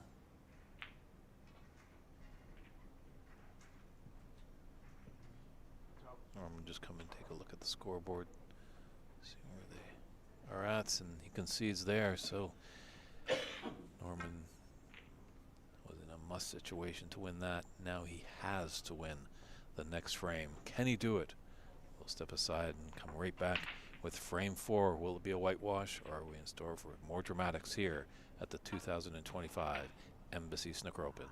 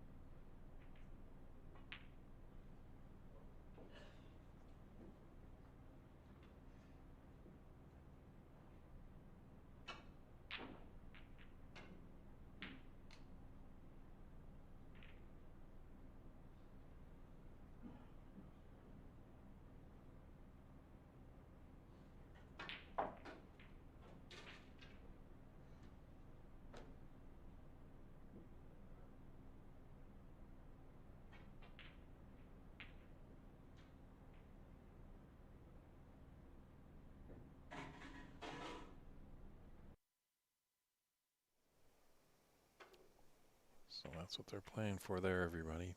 $10,000 to the champion, the silverware. Beautiful trophy.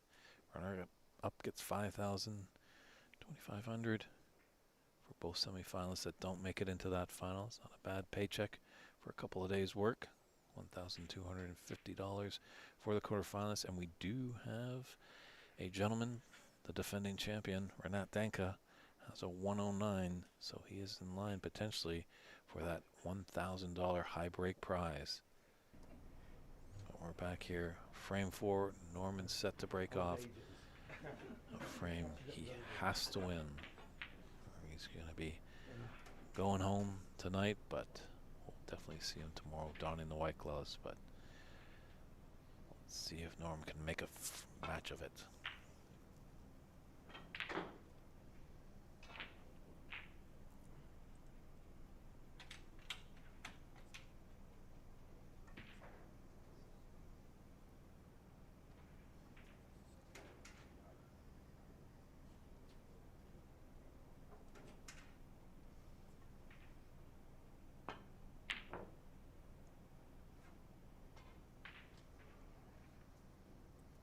Crafty corner pockets again, rattling object balls and spinning out, but they'll definitely take a cue ball from time to time.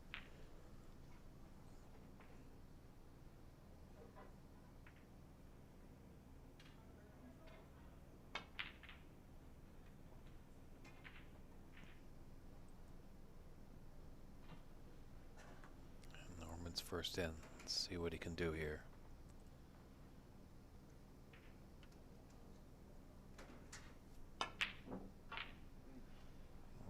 Unfortunately, you can just get the one red. He's gifting Stephen a great opportunity to start. Can draw back and be on the black into the same pocket.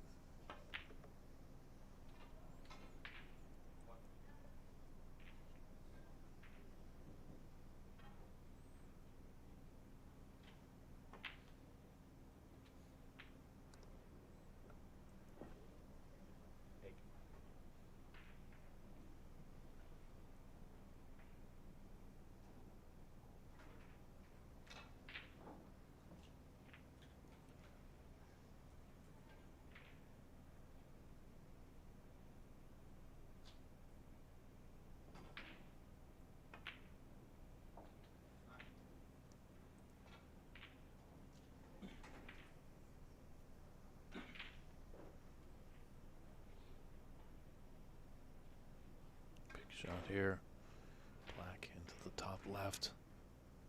Don't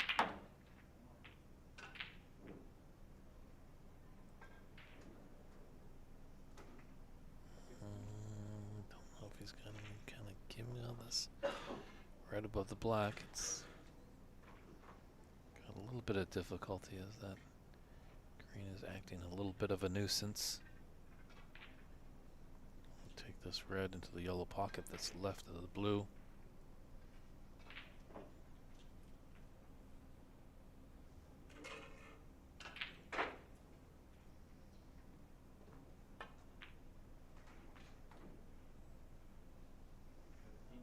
Yeah, the angle to slice it into those Lee favorite middle pockets. He's been quite successful with them, whereas a lot of other players have faltered. Might be the difference that might make him a champion.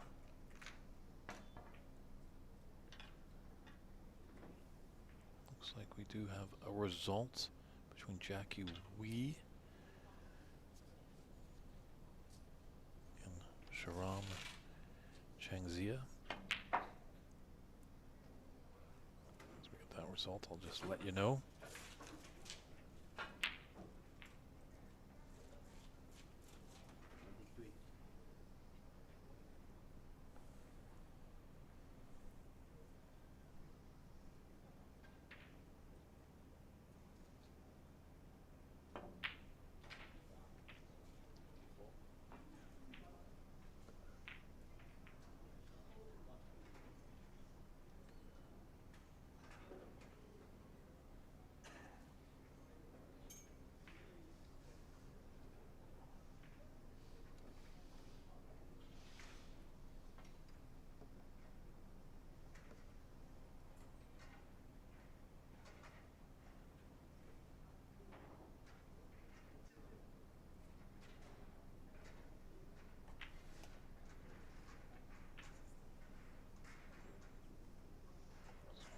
first semifinalist. Sharam is in.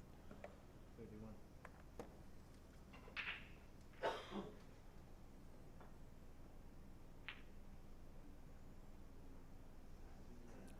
This man at the table right now is on the verge of joining him. That actually would be the match. I believe as the bracket stands, Sharam would be battling Mr. Stephen Lee if he's victorious, but definitely Norman wants to stop that from happening.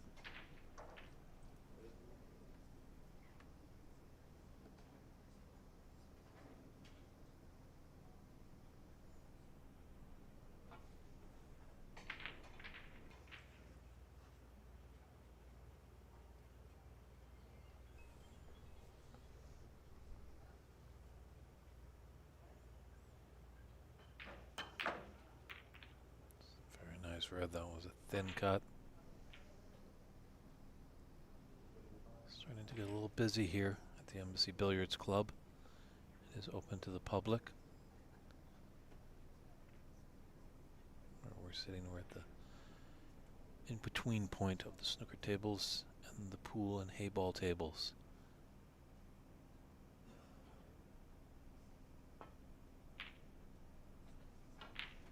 Some players might have to contend with a little bit of noise in the background.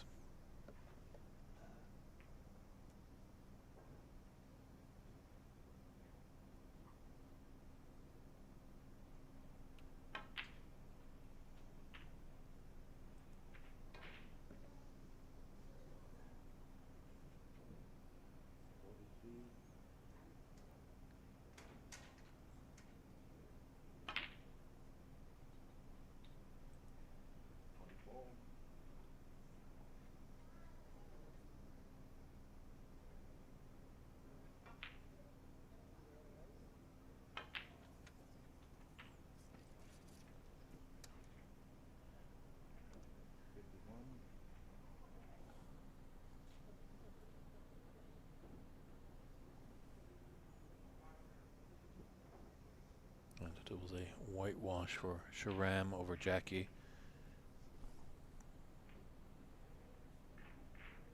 Sharam only had a half-century 55 break in the second frame.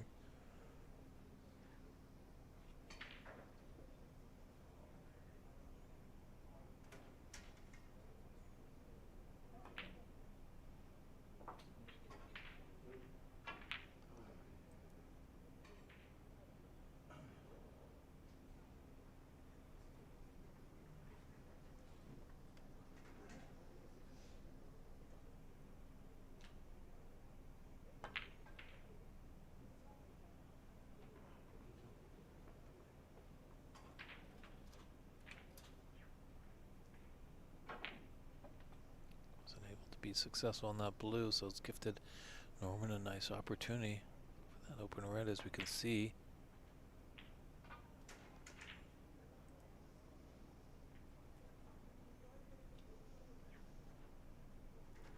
Let's start to develop the red that's closest to the pink spot.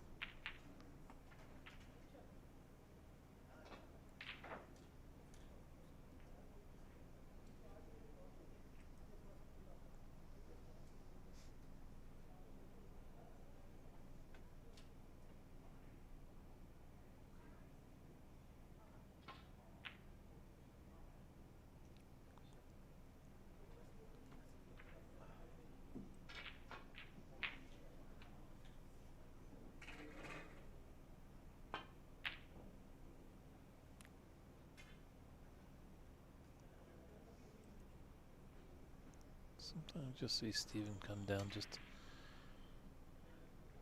his opponent misses. He's down on the shot pretty quick. Maybe just an extra lap around the table just to take a secondary glance.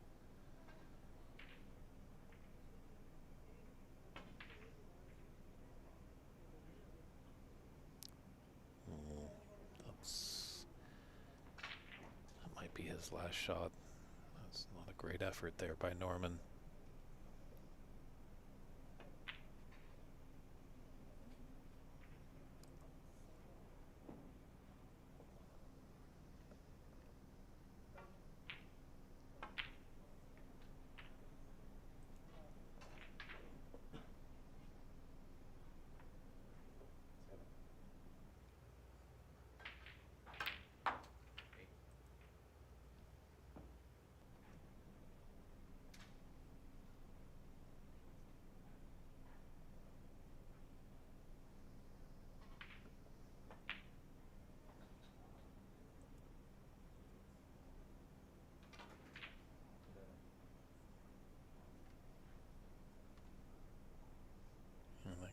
put him into the snooker's required stage. Red's really doing the damage here. I think the next time Norman comes to the table, it's going to be handshakes and congratulations. But great etiquette here, demonstrated by Norman, letting his opponent finish off his break, know that he's out of the tournament, out of the match.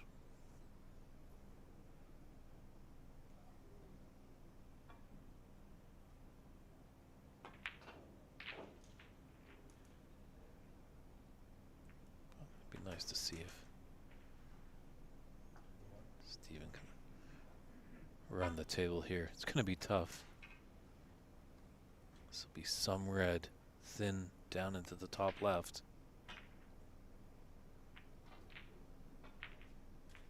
Oh, those corner pockets are tough. Not there. The hands are coming out there. Wow. A whitewashing victory for Stephen Lee over Norman. So he's looking very impressive. He's only, I think, lost one frame in his campaign so far, Stephen Lee. And that was earlier today to Canada's Charlie Brown. That's going to wrap up our broadcast for today. Definitely take a look at the Embassy Billiards Facebook page for updates on the draw. You know, Renat Denka is still in action. He's got the high break of the tournament right now at 109. And Albert Kenny is battling Kiri, one of the tournament directors here at the Embassy Billiards Club. But we are going to come back tomorrow at 10 a.m. Pacific time for our semifinals. Looking like it's probably going to be Stephen Lee taking on Sharam Shangzi. In the meantime, I hope you enjoy your Tuesday night, everybody. It's David Burney here at the Embassy Billiards Club, the site of this 2025 Embassy Snooker Open Championship. 10 a.m. tomorrow morning for Championship Wednesday, kicking off with some semifinals that will be a best of 9. Take care, everyone. Have a good night, and we'll see you tomorrow.